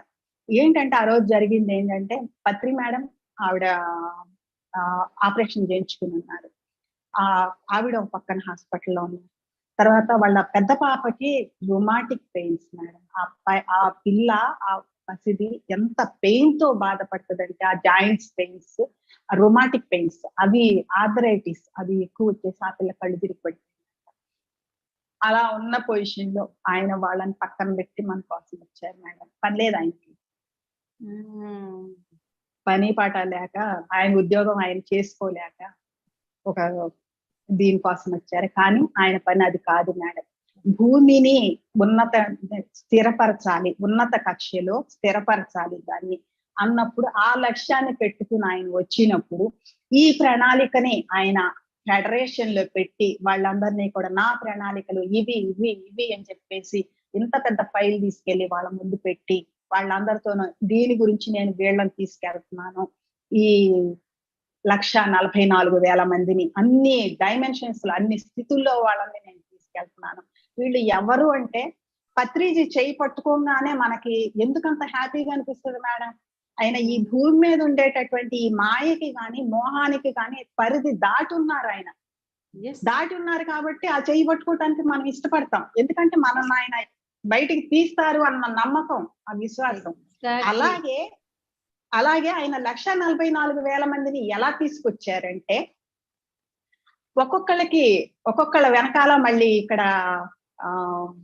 పత్రిజీ చుట్టూ మనందరం ఎలా అయితే ఉన్నామో, మన చుట్టూ కూడా మన గణం ఉంది మేడం. మీ చుట్టూ మీ గణం ఉంటుంది, నా చుట్టూ నా గణం ఉంటుంది.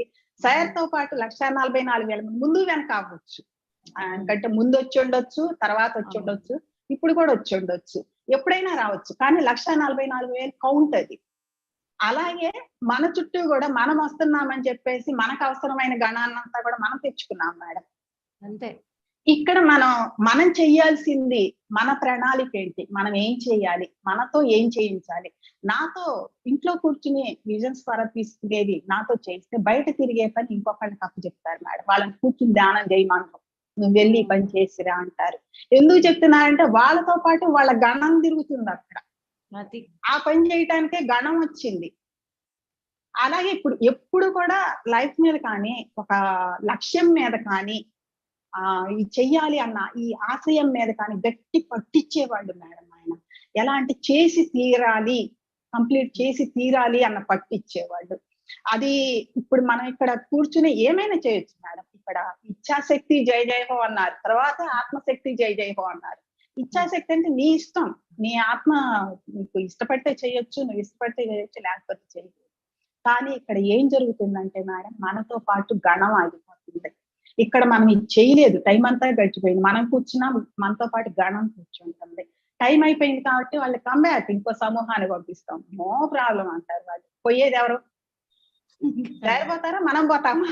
అంతే అంతే కదా, కరెక్టే. అవును, పోయేది ఎవరు? మనం పోవాలి. అట్లా పోనివ్వకుండా ఆయన ఏం చేసేవాళ్ళంటే ఈ పనిని ఆయన కంప్లీట్ చేసేవాళ్ళు మేడం. ఇవాళ చూడండి సార్ ఇలా ఎందుకయ్యారని ఇవాళ అడుగుతారు. ఆ రోజు నుండి మేడం ఒక క్లాస్ జరిగిన తర్వాత ఒక ఫుల్ డే వర్క్ షాప్ అనేది అప్పుడే మొదలైంది మేడం, అంతకు ముందు లేదు.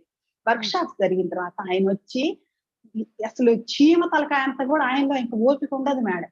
బయట సోఫాలో ఇసుక ఉంటది, మట్టి ఉంటది, దాని మీదనే పడుకుని నిద్రపోయేవాళ్ళు. అట్లాగే ఏంటంటే అందులో ఎంతమంది కంప్లీట్ చేసిన వాళ్ళు ఉన్నారో, చేయలేని వాళ్ళు ఉన్నారు, చెయ్యగలిగి చెయ్యని వాళ్ళు ఉన్నారు. కానీ దీని కారణంగా చూపించి వీళ్ళని పైకి పిలిచేస్తారు మేడం. టైం అంటే టైం అంతే, పైన వాళ్ళు ఇవేమీ లెక్క చేయరు. స్క్రీన్ మీద చూస్తారు, జరిగిందా ఓకే చేంజ్ నెక్స్ట్. ఇలా దించిన వాళ్ళను వెళ్ళనివ్వకుండా నేను ఇందాక చెప్పాను, ఈ జన్మని ఆఖరి జన్మ చేసుకోమని చెప్పారని. ఆఖరి జన్మ చేసుకోవాలి వీళ్ళు అంటే, వీళ్ళు ఇక్కడ దీన్ని కంప్లీట్ చెయ్యాలి అంటే వీళ్ళు ఉండాలంటే పని పూర్తి అవ్వాలి. మనం చేసినా చేయకపోయినా ఆయన కంప్లీట్ చేసి దాన్ని రిపోర్ట్ పైకి పంపించేవాళ్ళు మేడం. ఎన్నోసార్లు ఇక్కడున్న సిచ్యుయేషన్స్ ని అర్థం చేసుకోవటం పైన తెలియదు మేడం. కొంతమంది అనుకుంటారు మనకి పైన ఇలా ఉంటుందని, భూమి మీద ఇలా ఉంటుందని మనకి తెలియదు, అందుకే దిగాము, తెలిస్తే దిగే వాళ్ళం కాదు మనం అని అనుకుంటారు. కానీ కాదు మేడం, ఆయన కంప్లీట్ అవగాహన పైన మనకి ఇచ్చారు. ఇచ్చిన తర్వాతే మనం దానికి సిద్ధపడే మనం భూమి మీదకి వచ్చాం మేడం. ఎలా? ఇలా చేతులు జోడించి రండి మేడం, భూమి ఉన్నత స్థితిలో స్థిరపడాలి రండి అని చెప్పేసి ఆయన చేతులు జోడించి ప్రార్థించి మరీ మనల్ని దించుకొచ్చారు మేడం. వీళ్ళందరి బాధ్యత నాది అని చెప్పేసి దించుకొచ్చారు. ఇది ఈ 1,44,000 మందిది ఈ రకంగా అయితే మేడం, మిగతా వాళ్ళంతా ఉన్నారు కదా, మరి ప్రపంచంలో ఎంతమందే ఉన్నారా? PSSM లో ఎంతమందే ఉన్నారా? ఎన్ని కోట్ల మంది ఉన్నారు? మరి మిగతా వాళ్ళ పరిస్థితి ఏంటి అంటే, వాళ్ళని ఏ లోకం నుండి అయితే వచ్చారో ఆ లోకం వాళ్ళు రిప్రజెంటేటివ్ గా పంపించారు మేడం. ఈ లోకంలో ఈయన నా తండ్రి పైన ఉన్నాడు అని జీసస్ గురించి ఎలా అయితే చెప్తారో, నా కొడుకు భూమి మీద ఉన్నాడు, తను నేర్చుకుంటాడు, తను తెలుసుకుంటాడు, మనకు అందిస్తాడు ఎప్పటికప్పుడు, మన లోకం ఇంకా ముందుకెళ్తుంది అని చెప్పేసి ఎంతో ఆశతో ఆ లోకం వాళ్ళ గురించి ఎదురు చూస్తా ఉంటది మేడం. ఇక్కడ వీళ్ళు ఎలా ఉంటే హ్యాపీగా ఉంటుంది, గొడవ పడుతుంటే ఇంకో లోకంతో కొట్టుకుంటా ఉంటుంది, ఏడుస్తుంటే ఏడుస్తా ఉంటుంది. ఇలాగా నీకు ఎంతైతే ఉందో అలా ఆ లోకం ఉంటుంది. ఆ లోకం రెస్పాన్సిబిలిటీ వీళ్ళ మీద ఉంటుంది మేడం.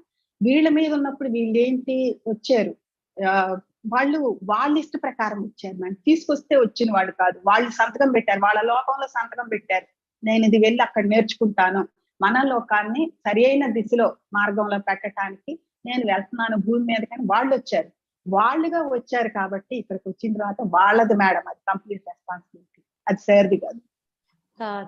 అది వాళ్ళది. సార్ చెప్పారు కదా, నాతో పాటు ఇలాగ విశ్వ కళ్యాణం కోసం నేను వెళ్తున్నాను. ఎవరు అంటే నాతో పాటు చెయ్యెత్తి దూకే వాళ్ళ కోసం దేశ విదేశాలు తిరుగుతున్నారు అన్నారు. అంటే వాళ్ళ షేక్ హ్యాండ్ ఇచ్చేటప్పుడు మగధీరాల కరెంట్ షాక్ పెట్టినట్టే మనం తెలుసుకున్నాం అంతే కదా. మనకెందుకు, మనం వారు చెప్పింది ఎందుకు ఆచరించాం, మనం వారి చెయ్యి ఎందుకు వదలలేదు, మనకి తెలుసు ఆ స్పర్శ. మనం వారితో పాటు దూకే వాళ్ళం కనుక ఈ విశ్వ కళ్యాణం కోసం. ఫెంటాస్టిక్ మా. ఎస్ మాట్లాడి. ఇది దీని తర్వాత PSSM లో పిరమిడ్ మాస్టర్స్ ద్వారా ఆయన ఎటువంటి కీలకమైన కార్యక్రమాలు చేపించారు. పైకి చూడటానికి ఒకళ్ళకి ధ్యానం చెప్పటం, ఇంకొకళ్ళకి యజ్ఞం చేయటం, ర్యాలీ చేయటం, ఇట్లాగే పాంప్లెట్లు పంచటం, బుక్స్ ప్రింట్ చేయటం కామన్ గా అనిపిస్తాయి మేడం. కానీ ఎంత కీలకమైన పనులు చేపించారు. ఈ పనులు చేయటం ద్వారా పైలోకాలు ఎంత ఉన్నత మార్గంలోకి తిరుగుతున్నాయి. అది భూమికి ఎంత హెల్ప్ అవుతుంది. ఎవరికైనా ఇప్పుడు నాకు సీమా మీద ఒక మంచి దృష్టి ఉంటేనే నేను సీమాకి హెల్ప్ చేస్తాను. సీమ సరిగ్గా లేదంటే నేను ఎందుకు వస్తాను మేడం, సీమ దగ్గరికి రాను. అట్లాగే భూమి మీద వాళ్ళకి సదభిప్రాయం ఉంటేనే వాళ్ళ దృష్టి ఇటువైపు తిరుగుతుంది మేడం. వాళ్ళ ఎనర్జీస్ అనేవి భూమికి అందుతాయి, సహకారం భూమికి అందుతుంది. అటువంటి కార్యక్రమాలను ఆయన మనతో చేయించేవాళ్ళు. అది ఎప్పుడు తెలిసిందంటే అప్పుడు నక్షత్ర మిత్రులు డాన్ బుక్ ట్రాన్స్లేట్ అయి వచ్చింది నాది. ఆ బుక్ చదివినప్పుడు అసలు ఆయన ఏం చేపిస్తున్నారు మనతో అనేది అప్పుడు అర్థమైంది మేడం. అర్థమై కంప్లీట్ టోటల్ PSSM ఫిదా సార్ కి. ఇంత ఉన్నతంగా చేపిస్తున్నారా మనతో, ఏదో మనకు ఉందేదో చేస్తున్నాము చెప్తున్నాము, అతి సాధారణంగా తీసుకున్నాం మేడం. అతి సాధారణంగా ఆయన కనిపిస్తున్నారు కాబట్టి అతి సాధారణంగా ఆయన్ని తీసేసుకున్నాము, ఆయన చెప్పే వాటిని తీసేసుకున్నాము, ఆయన చెప్పిన కార్యక్రమాలని తీసేసుకుంటున్నాం. కానీ ఒక్కొక్క గ్రంథాన్ని చదివినప్పుడు దాని విశిష్టత అర్థమవుతుంది మేడం. ఇందులో ఒక ఎగ్జాంపుల్ చెప్తాను నేను మీకు. కాలచక్ర జరిగింది మేడం, ధ్యానమ యజ్ఞాలు అయిపోయింది అమరావతిలో కాలచక్ర జరిగింది. అప్పుడు సార్ క్రికెట్ ఆడుతుంటే దెబ్బ తాకింది, నడుము కదల్చలేని స్థితిలో ఆయన మంచం మీద ఉండిపోయారని చెప్పారు. ఆ డాక్టర్లు వస్తే ట్రీట్ చేయటానికని ఒక పక్కనే నొప్పి, ఇంకొక కాలు తిన్నగుంది మేడం, కాలు ఒక్క విసురు ఇచ్చిరారంట. అది తగులుతుందని చెప్పేసి బెదిరి పారిపోయారు డాక్టర్లు అంతా అక్కడి నుంచి. అమ్మ మ్యూట్ లోకి వెళ్ళారా? 40 days ఫేస్ చేశారు మేడం దాన్ని, 40 రోజులు ఫేస్ చేశారు. అదే సమయంలో ఇక్కడ కాలచక్ర జరిగింది. కాలచక్ర జరుగుతున్నప్పుడు ఏమైందంటే నా లోపల ఒక్కొక్కళ్ళతో ఏం చేపిస్తారనే దానికి ఎగ్జాంపుల్ చెప్తున్నా మేడం. నాది ఎక్కువగా బ్యాక్గ్రౌండ్ వర్క్ ఉంటుంది మేడం. ఒక ర్యాలీ జరుగుతుందన్నా, యజ్ఞం జరుగుతుందన్నా, పిరమిడ్ కన్స్ట్రక్షన్ జరుగుతుందన్నా బ్యాక్గ్రౌండ్ వర్క్ ఉంటుంది. బ్యాక్గ్రౌండ్ వర్క్ ఎలా ఉంటది అనే దానికి నేను ఇప్పుడు చెప్తున్నాను. అది అక్కడ మొదలవుతుంది అనగానే, కాలచక్రం మొదలవగానే నా లోపల విపరీతమైన దుఃఖం, ఎంత దుఃఖం అంటే బాధ, దుఃఖం అసలు. మళ్ళా మ్యూట్ లోకి వెళ్ళారా? లేదు లేదు మేడం, ఇది ఏదైనా మెసేజ్ ఏదైనా వచ్చినప్పుడు వచ్చి ఉంటదేమో. ఓకే ఆఫ్ అవుతుంది. అయితే ఇది అని తీసుకున్నాను మేడం. అది ఒక రోజు ఈ గొంతు నిలువుగా చీలినంత పెయిన్ అన్నమాట, అట్లా వచ్చింది. లేవలేదు నేను అసలు ఆ టైంలో. తర్వాత కాలచక్రం ఇంకో 2 రోజులు అయిపోతా ఉందనగా సార్కి ఫోన్ చేశాను. ఎందుకు నాకు ఇట్లా వచ్చిందనేది నేను అక్కడ చూశాను మేడం. చూసినప్పుడు అక్కడికి వచ్చిన బౌద్ధ భిక్షువులు ఎవరెవరైతే ఉన్నారో వాళ్ళందరిలో ఉన్నటువంటి ఆ దుఃఖాన్ని, భయాన్ని అంతా కూడా మనం లాగేశాం. కాలచక్రం ప్రోగ్రామ్ లో చిన్న స్టాల్ పెట్టడం ద్వారా పిరమిడ్ మాస్టర్లందరూ మనం లాగేశాం దాన్ని, ఆ దుఃఖాన్ని, భయాన్ని అంతటిని మనం లాగేశాం. లాగేసిన తర్వాత అక్కడ ఏమైందంటే 67 ఏనుగులు రౌండ్ చేసి నిల్చున్నాయి మేడం. అవి తొండాలెత్తి ఏం చెప్తున్నాయంటే రూట్ సర్వే కంప్లీటెడ్ అని చెప్పినాయి. చెప్పిన తర్వాత అక్కడ ఒక కార్యక్రమం అనేది ఇట్లా రౌండ్ గా స్టేజ్ వచ్చేసి అక్కడ జరుగుతుంది మేడం. అప్పుడు వాళ్ళు ఏం చెప్పారంటే, ఇప్పుడు పత్రి సార్ పలికే పలుకులని వినగలిగే అర్హత వీళ్ళకి లభించింది. ఇలా వినగలిగిన వాళ్ళను వాళ్ళు అమర అని సంబోధిస్తారంట. అందుకని అమర అనేది ఆ సంబోధం వాళ్ళకి లభించింది కాబట్టి, ఆ అర్హత వాళ్ళకి లభించింది కాబట్టి ఈ కాలచక్ర కార్యక్రమాన్ని అమరావతిలో ఏర్పాటు చేయడం జరిగిందంట. దాన్ని ఏర్పాటు చేసిన తర్వాత అక్కడ దాని నుండి మనం తీసేసుకున్నాం, వాళ్ళందరి నుండి తీసేసుకున్న తర్వాత అంతటితోనే ఆగిపోయిందంటే అక్కడే మొట్టమొదటి ధ్యాన చక్రాన్ని సార్ చెప్పారు. అక్కడే జరిగింది మేడం ధ్యాన మహాచక్రం మొట్టమొదటిది.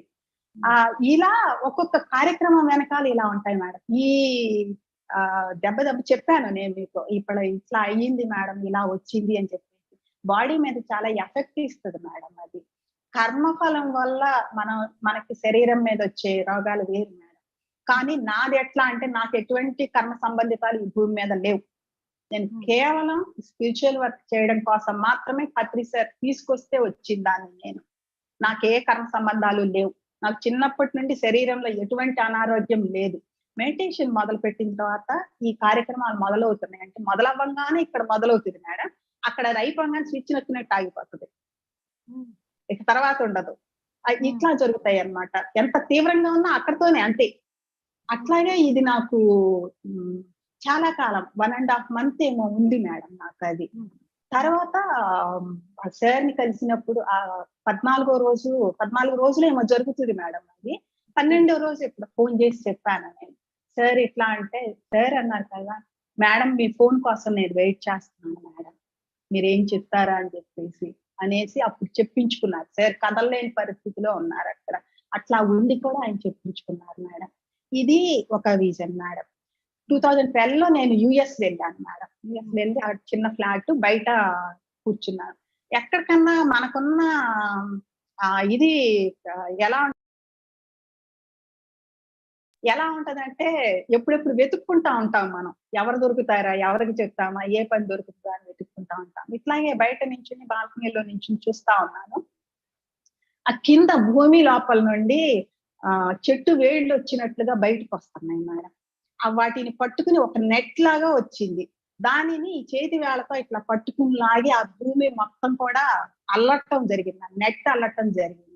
అది ఇక్కడ ఏమైందంటే ఇక్కడ నుండి వరలక్ష్మి మేడం సేమ్ అదే సమయానికి వరలక్ష్మి మేడం శ్రీశైలం దగ్గర దాంట్లో నదిలోకి దిగి ఆ భూమి లోపల ఇట్లా చేతి వేళ్ళు పానిచ్చి ఇట్లా తూతున్నారండి, ఇట్లా తీస్తున్నారండి దాన్ని. ఈ తీసుకున్న దాన్ని అక్కడి నుండి నేను అందుకోవటం జరిగింది. భూమికి అవతల పక్క నుండి ఆవిడ అందించిన దాన్ని అవతల పక్క నుండి నేను అందుకుని దాన్ని అల్లటం జరిగింది అనమాట. ఇది ఒక కార్యక్రమం. ఇంకొకటి ఏంటంటే ఒక రోజు మెడిటేషన్ లో కూర్చున్నాను మేడం 15 లో వెళ్ళినప్పుడు. కూర్చుని అంటే అక్కడ నాకు ఏం అనిపించిందంటే, చీకటి లోక వాసులు ఒకప్పుడు భూమి భయం గుప్పిట్లో ఉండేది మేడం, మోహం గుప్పిట్లో ఉండేది. అది దాటి వాళ్ళు బయటకు వచ్చేవాడు కాదు. అయితే దీని నుండి పత్రిజీ పుణ్యమా అని మనం ఎన్నెన్ని జన్మల పుణ్యమో మహాభాగ్యమో ఆయన చెంత చేరినప్పుడు ఆయన మనతో చేయించే కార్యకలాపాల ద్వారా మనం వాటి నుండి బయటపడిపోయాం. మనతో పాటు కొన్ని కోట్ల మంది బయటపడిపోయారు. ఇది వాళ్ళకి నచ్చదు మేడం. నచ్చక వాళ్ళు ఏం చేశారంటే టైం మెషిన్ ని బ్యాక్ తిప్పటం మొదలు పెట్టారు మేడం. ఏ సమయంలో అయితే హ్యూమన్స్ ఎక్కువగా భయపడిన కాలం ఏదైతే ఉందో ఆ కాలంలోకి తీసుకువెళ్ళి మళ్ళీ వాళ్ళ గుప్పెట్లోకి తెచ్చుకోవటానికి దాన్ని వెనక్కి తిప్పటం మొదలు పెట్టారు. వెనక్కి తిప్పటం నేను చూస్తున్నాను. వెనక్కి వీళ్ళు ఎందుకు తిప్పుతున్నారు అని చెప్పేసి అంటే వాళ్ళల్లో వాళ్ళు డిస్కస్ చేసుకుంటున్నారు. ఎలాగైనా సరే ఆ కాలానికి తీసుకెళ్ళి మళ్ళీ మన గుప్పెట్లోకి తెచ్చుకోవాలి, అంతటినీ కూడా భూమి మన గుప్పెడు దాటిపోవటానికి వీలు లేదు అని చెప్పేసి డిస్కస్ చేసుకుంటున్నారు. చూస్తున్నాను నేను. అక్కడి నుండి మేడం నన్ను ఎక్కడికి వెళ్ళమని చెప్పారంటే సార్ 9th dimension కి వెళ్ళమన్నారు. 9th dimension కి వెళ్ళినప్పుడు దానికి రెమెడీ ఏంటి, వాళ్ళు తిప్పేస్తున్నారు మేడం, అది కదిలిపోతుంది, బ్యాక్ వెళ్ళిపోతుంది, వాళ్ళకి అంత శక్తి ఉంది మేడం, వాళ్ళకి తిప్పేస్తున్నారు. అప్పుడు దానికి రెమెడీ ఏంటి అని చెప్పేసి ఎట్లా చెప్పారంటే 9th dimension దగ్గర నుండి కూడా అక్కడ దీంతో దేనికి మీరేం చేసినా గానీ ఓపెన్ అవ్వదు, అది అటువంటి డోర్ ని అక్కడ తయారు చేపించారు మేడం. చేపించి దీనికి మూసేశారు. వాళ్ళని ఏం కదిలించలా, మనం వాళ్ళ జోలికి మనం వెళ్ళాల. మీరు తిప్పుకోండి లోపల, ఎక్కడ తిప్పుకుంటారా, ఆ చక్రము తిరగదు, ఆ టైం మెషిన్ తిరగదు, వాళ్ళు బయటికి రారు, ఇంకేం చేయటానికి కూడా వాళ్ళకి లేదన్నమాట, ఛాన్స్ లేకుండా ఆ డోర్ దాంతో క్లోజ్ చేసేయటం జరిగింది మేడం. వాళ్ళ ప్రయత్నాలన్నింటినీ కూడా అలా ఆపేయటం జరిగింది. ఇటువంటి కార్యక్రమాలు ఆయన మనతో చేపిస్తారు మేడం. అదే ఎంత మందికి తెలుసు పత్రిజీ పరమగురు అనేది బాహ్య నయనానికి కనిపించి మేము చుట్టూ కూడి ఊసలాడే వ్యక్తి కాదు, మహాశక్తి అనేది ఈ అతీంద్రియ శక్తులతో చేసిన మహోన్నతమైన ఈ ప్రయత్నాలు భూమాత కోసం, ప్రపంచ శ్రేయస్సు కోసం ఇలాంటి హాస్టల్ వర్క్ చేయించేవారు మీతో అనేది ఎంత మందికి అర్థమవుతుందమ్మా? అర్థం చేసుకునే వాళ్ళకి అర్థమవుతుంది మేడం. ఎక్స్పీరియన్స్ ఉందనుకోండి, ఇప్పుడు మీరు చూసారు ఒక విజన్, ఒక పని చేయటంలో ఎటువంటి దాంట్లో ఎంత ఇంటెన్షన్ ఉండాలి, ఎంత ఇన్వాల్వ్మెంట్ ఉండాలి, కమిట్మెంట్ ఉండాలి అనేది చూసినప్పుడు దాంట్లో పనిచేస్తున్నప్పుడు మన లోపల జరిగే మార్పులు ఏంటి అని ఎవరెవరైతే గమనించగలుగుతారో వాళ్ళంతా కూడా పత్రిజీని గమనిస్తారు మేడం. ఒక పని వాల్యూ ఏంటనేది వాళ్ళకి అర్థం అవుతుంది మేడం. అర్థం అవ్వక కాదు, యాక్సెప్టెన్స్ లేక, అంతేగాని అది. అర్థం అవ్వక కాదు మేడం, అర్థం అవుతుంది. పత్రిజీ ఏంటో అందరికి చాలా బాగా తెలుసు మేడం. ఒక పక్కన ఆ హడాలు ఉంటుంది, కానీ అదే ఎక్కడైతే యాక్సెప్టెన్స్ లేదో అక్కడ పని చేయదు మేడం. అది ఇటువంటి కీలకమైన పనులు ఆయన చేయించేవాళ్ళు. ఇంకొక మిరాకిల్ చెప్తాను మేడం. నేను 2012 యుఎస్ వెళ్ళానని చెప్పాను కదా. అక్కడ నేను చికాగో నుండి ఇంకొక ఊరికి వెళ్తున్నప్పుడు అయితే నేను అనుకున్నాను, నాకు వీలుంటే నేను సార్ని కలిసి వెళ్ళేదాన్ని, దారే కదా అని చెప్పేసి అనుకున్నాను. అక్కడికి వెళ్ళాము, ఫంక్షన్ అయిపోయింది. తిరిగి మేము మా పాప ప్లేస్ కి వెళ్తున్నాము. కనెక్టింగ్ ఫ్లైట్ చికాగో ఆగాము. కూర్చుంది, మేము కాఫీ తీసుకుందామని ముందుకు వచ్చాం మేడం. కొంచెం ముందుకు వస్తానే అంత దూరంలో సార్ నా కంటి ముందు. ఒక్కసారి నాకు చుట్టూ ప్రపంచం ఆగిపోయింది మేడం, చుట్టూ ఆగిపోయింది. అవునా కాదా ఒక్కసారి చూస్తున్నాను, నేనేమన్నా భ్రమపడుతున్నాను, ఎక్కువ ఆయన గురించి ఆలోచిస్తున్నాను కాబట్టి భ్రమపడుతున్నానా అని చెప్పేసి ఒక్కసారి కళ్ళార్పి మరి చూశాను మేడం. చూస్తే సార్ ఎదురుకుండా. ఆ సార్ అని చెప్పేసి నేను ముందు ఒక అడుగు వేసినట్టు గుర్తుంది మేడం. తర్వాత పరుగో ఆయన దగ్గరికి పరిగెత్తి రొప్పుకుంటా సార్ అని అంటే, మేడం మీరేంటి ఇక్కడ అన్నారు. అంటే చెప్పాను, కనెక్టింగ్ ఫ్లైట్ సార్ ఫ్లోరిడా వెళ్తానికి అని. సార్ మీరేంటి ఇక్కడ అంటే, నాకు కూడా కనెక్టింగ్ ఫ్లైట్ మేడం అని చెప్పేసి అన్నాను. అక్కడ నేను అన్నాను, సార్ ఇంత సర్ప్రైజా మరి, అసలు నేను ఇది అసలు ఎక్స్పెక్ట్ చేయలేదు, చాలా హ్యాపీగా ఉంది సార్ ఇక్కడ కలవటం అంటే. మాటలా మేడం ఇక్కడ కలవటం మరి అని అన్నారు. 20 minutes అక్కడ సార్ తో పాటు ఉండి మాట్లాడుకున్నాం మేడం. అక్కడ సాయి కుమార్ సార్ వస్తే సాయి కుమార్ సార్ అన్నారు.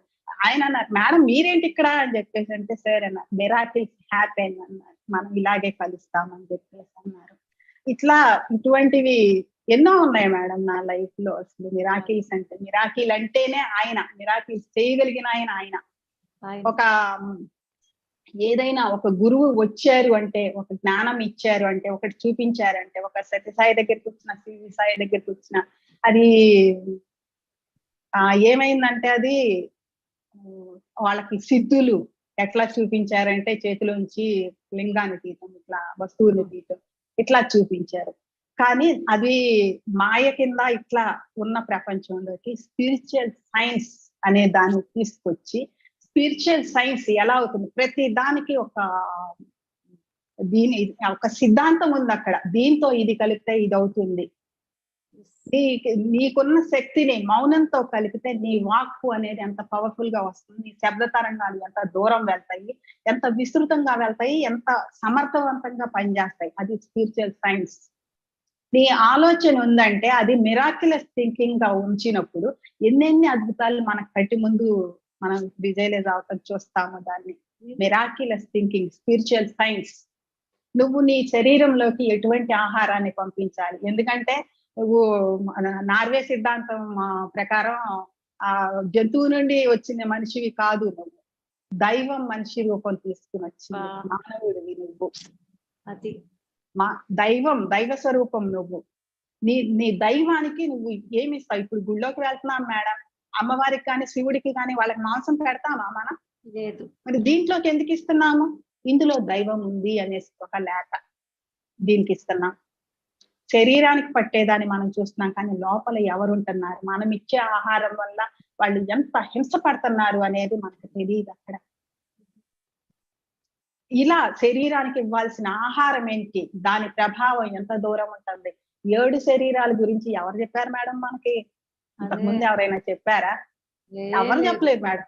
నాకైతే ఎవరు చెప్పలేదు మేడం. ఆయన వచ్చిన తర్వాత 7 శరీరాల గురించి తెలిసింది, ఆరా గురించి తెలిసింది, యాసంజనే తెలిసింది, థర్డ్ ఐ విజన్ తెలిసింది.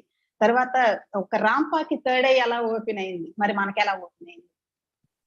ఎంత కంఫర్ట్ మేడం, ఇది కంఫర్ట్ గా సుఖంగా మన ముందుకు తీసుకొచ్చింది.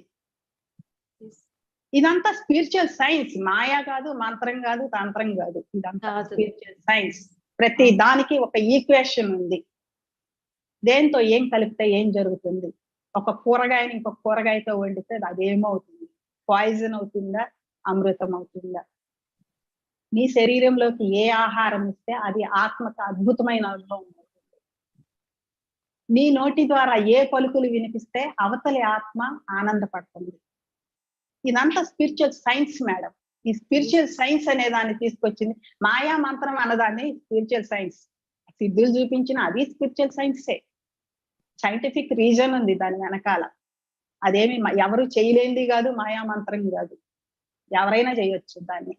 ఇలా ఎవరైనా చేయొచ్చు అనేది అతి సామాన్యంగా చివరకంట కిందకంట హిమాలయాల్లో పుట్టి నది కింద సముద్రంలోకి వచ్చి కలిస్తే ఎంత సహజంగా కలుస్తుందో అంతే సహజంగా స్పిరిచువల్ సైన్స్ ని ఆయన ప్రవేశపెట్టారు మేడం. కిందకంటా ప్రవేశపెట్టారు. ప్రవేశపెట్టి ఇవాళ మనకి మన జీవితాన్నే ఒక అద్భుతంగా మార్చి, నువ్వు మనిషిగా జీవించటం కాదు, మానవుడిగా జీవించటం కాదు, గురువుగా జీవించు, నీకు నువ్వే డెసిషన్ తీసుకో అని చెప్పేసి మన జీవితాన్ని మన చేతుల్లో పెట్టినటువంటి సాహసిక గురువు మేడం ఆయన. ఎవరి స్వేచ్ఛకు వాళ్ళని వదిలేసి నడిపించాలంటే మాటలా మేడం అదేమైనా? అదే కదా. ఉండరు మేడం. వాళ్ళకి ఏదైనా ఇబ్బంది అనిపించిన ప్రతిసారి తెలియకుండానే సోలు వెళ్ళిపోతా ఉంటుంది. అది దాన్ని మళ్ళీ పట్టుకొచ్చి కూర్చోబెట్టడం, కదిలి తెగ పని చేసే వాళ్ళని ఆపటం, అసలు కదలని వాళ్ళని పొడిచి కదిలిచ్చి ముందుకు తోయటం, ఇలాగా ఎన్ని విధాలుగా మేడం ఆయన నేర్పించింది. ఇది అది అని కాదు మేడం, చెప్పలేం అసలు.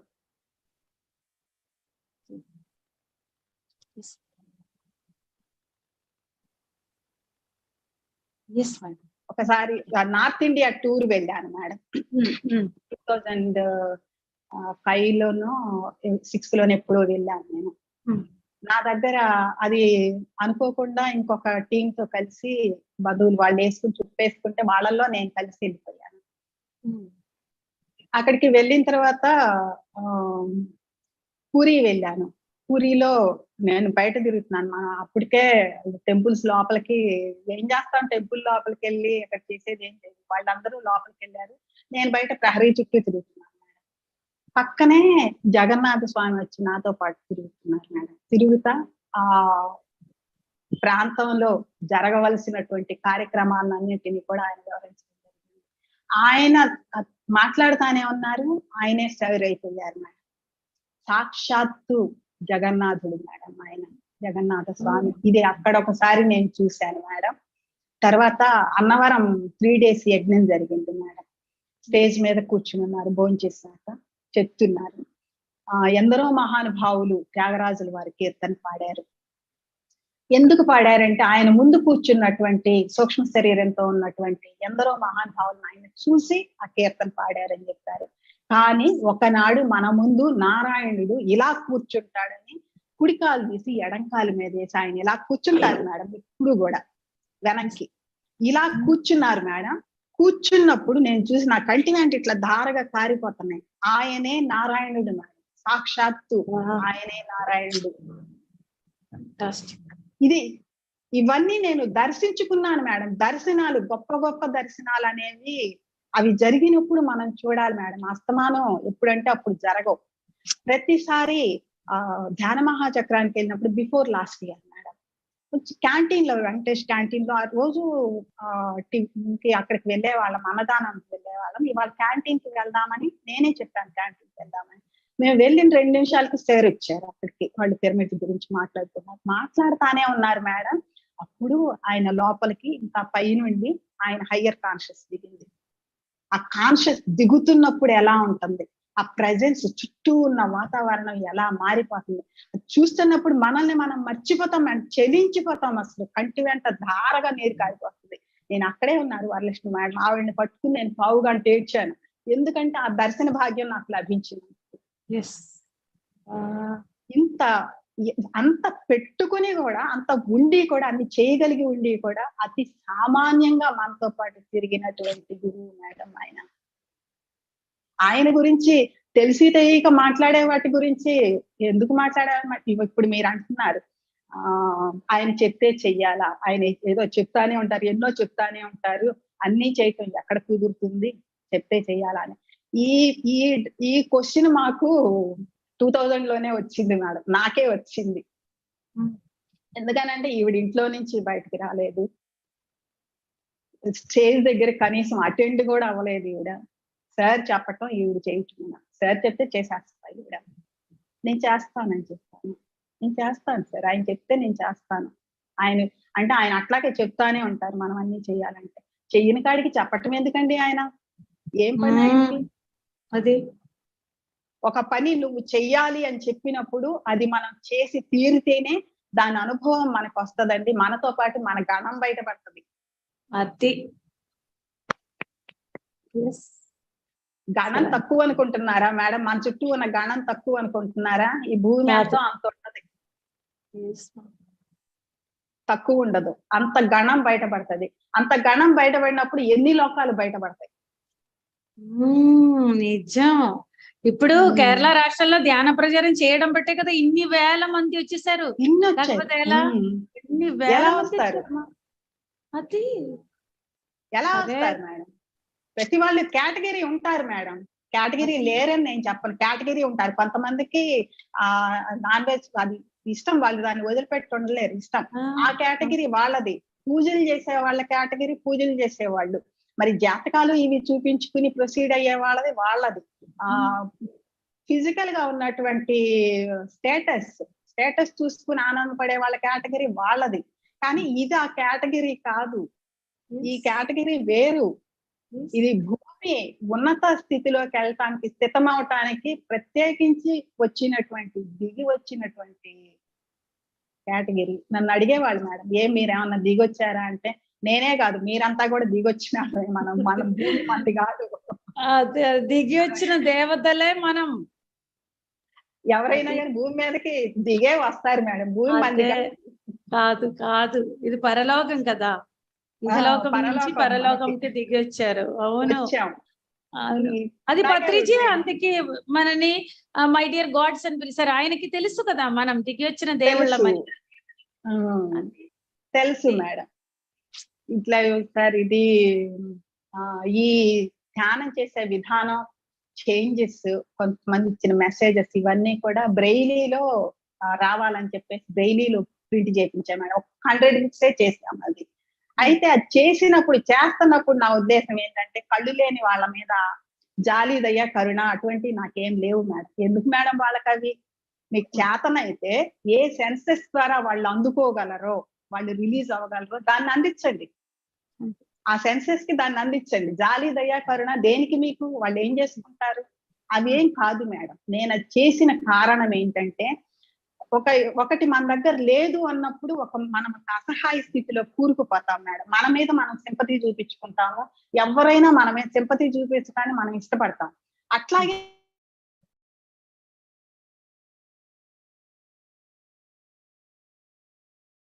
హలో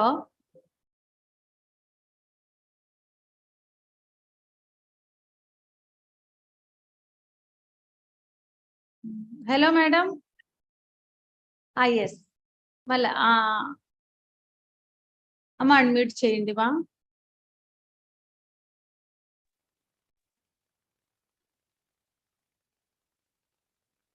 మేడం ఎస్ మా. అదే వాళ్ళ మీద మనం జాలి దయ చూపించక్కర్లేదు అని. జాలి, దయ, కరుణ ఏమీ లేవు మేడం, నాకు అటువంటి ఏమీ లేవు. అయితే ఒక అసహాయ స్థితిలో సింపతిని కోరుకుంటా దాంట్లో కూరుకుపోయినప్పుడు వాళ్ళతో చీకటి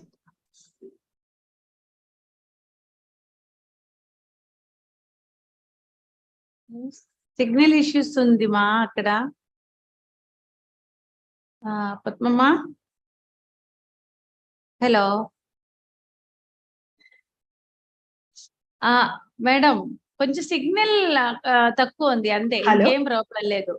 సిగ్నల్ ఇష్యూస్ ఉంది అంతే అమ్మా, ఏం ప్రాబ్లం లేదు. చెప్పండి చెప్పండి మా, చెప్పండి. వినిపిస్తుందా? హలో హలో మా పద్మా మేడం. హలో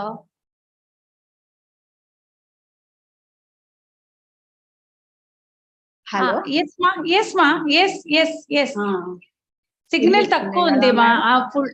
ఫుల్ తక్కువ ఉంది మీకు సిగ్నల్, అందుకే. ఓకే. ఎస్ మా కంటిన్యూ. Ya yes.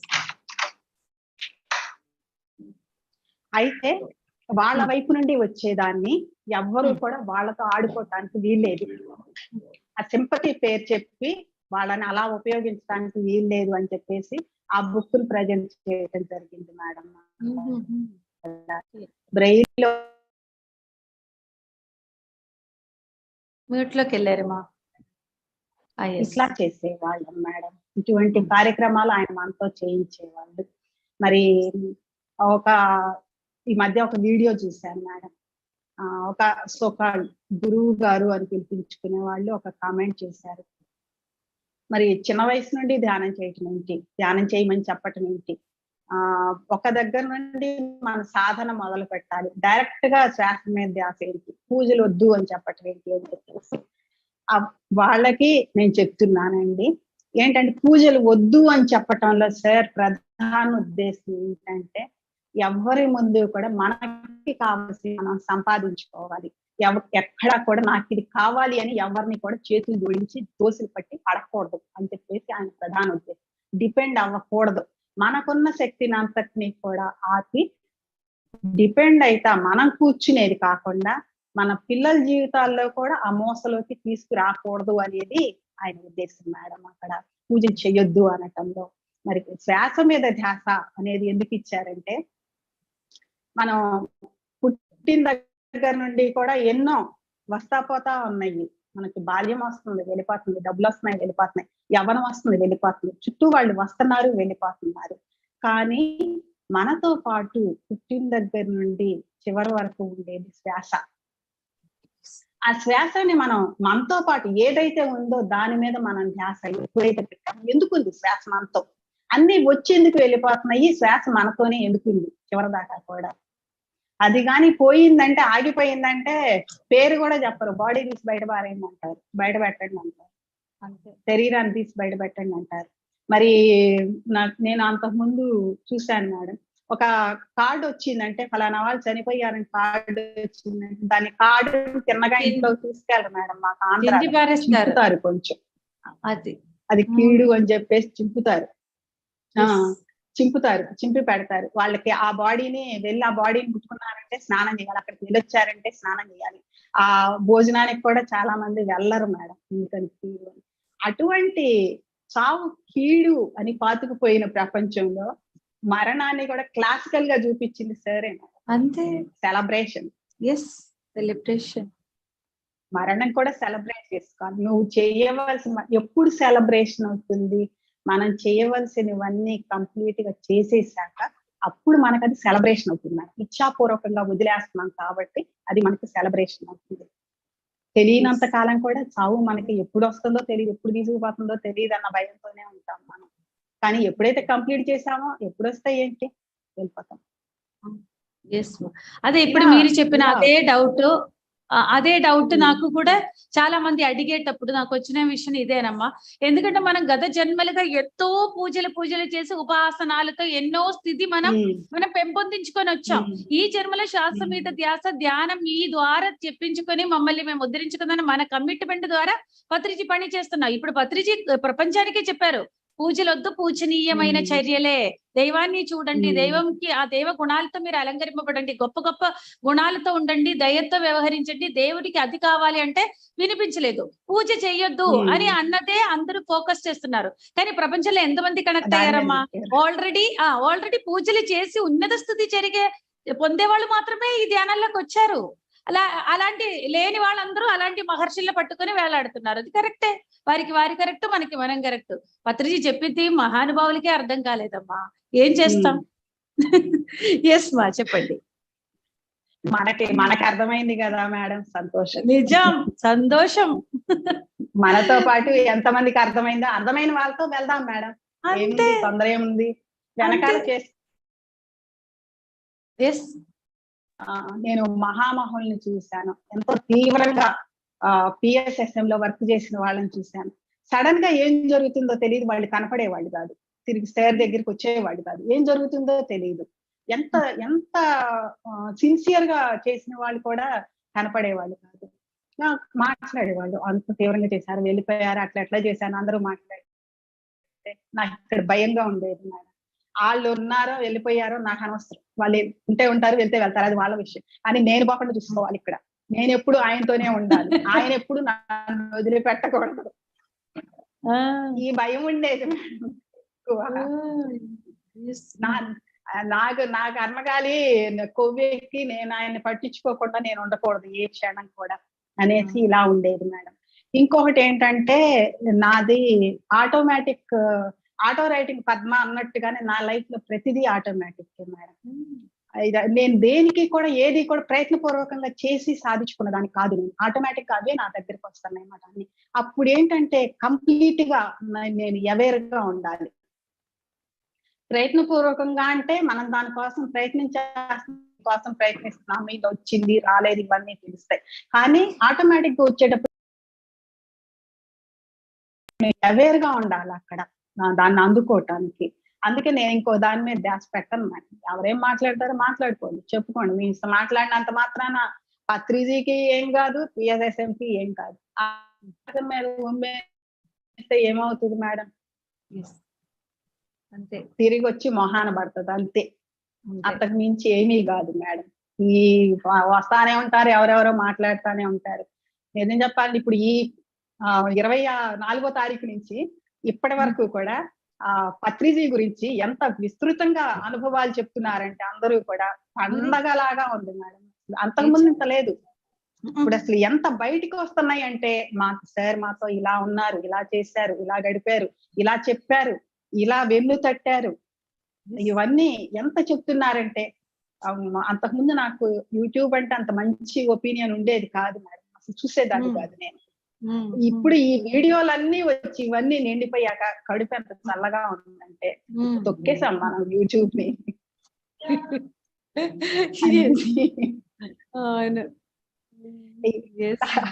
ఇది ఆనందం మేడం, మనం సాధించాం ప్రపంచంలో. ఏం సాధించామంటే ఆయనతో కలిసి ఉండటాన్ని, ఆ జీవితాన్ని, ఆ భాగ్యాన్ని, ఆ మహాభాగ్యాన్ని మనం సాధించుకున్నాం. ఏదేదో కాదు మేడం, ఆయన సాంగత్యాన్ని మనం సాధించుకున్నాం.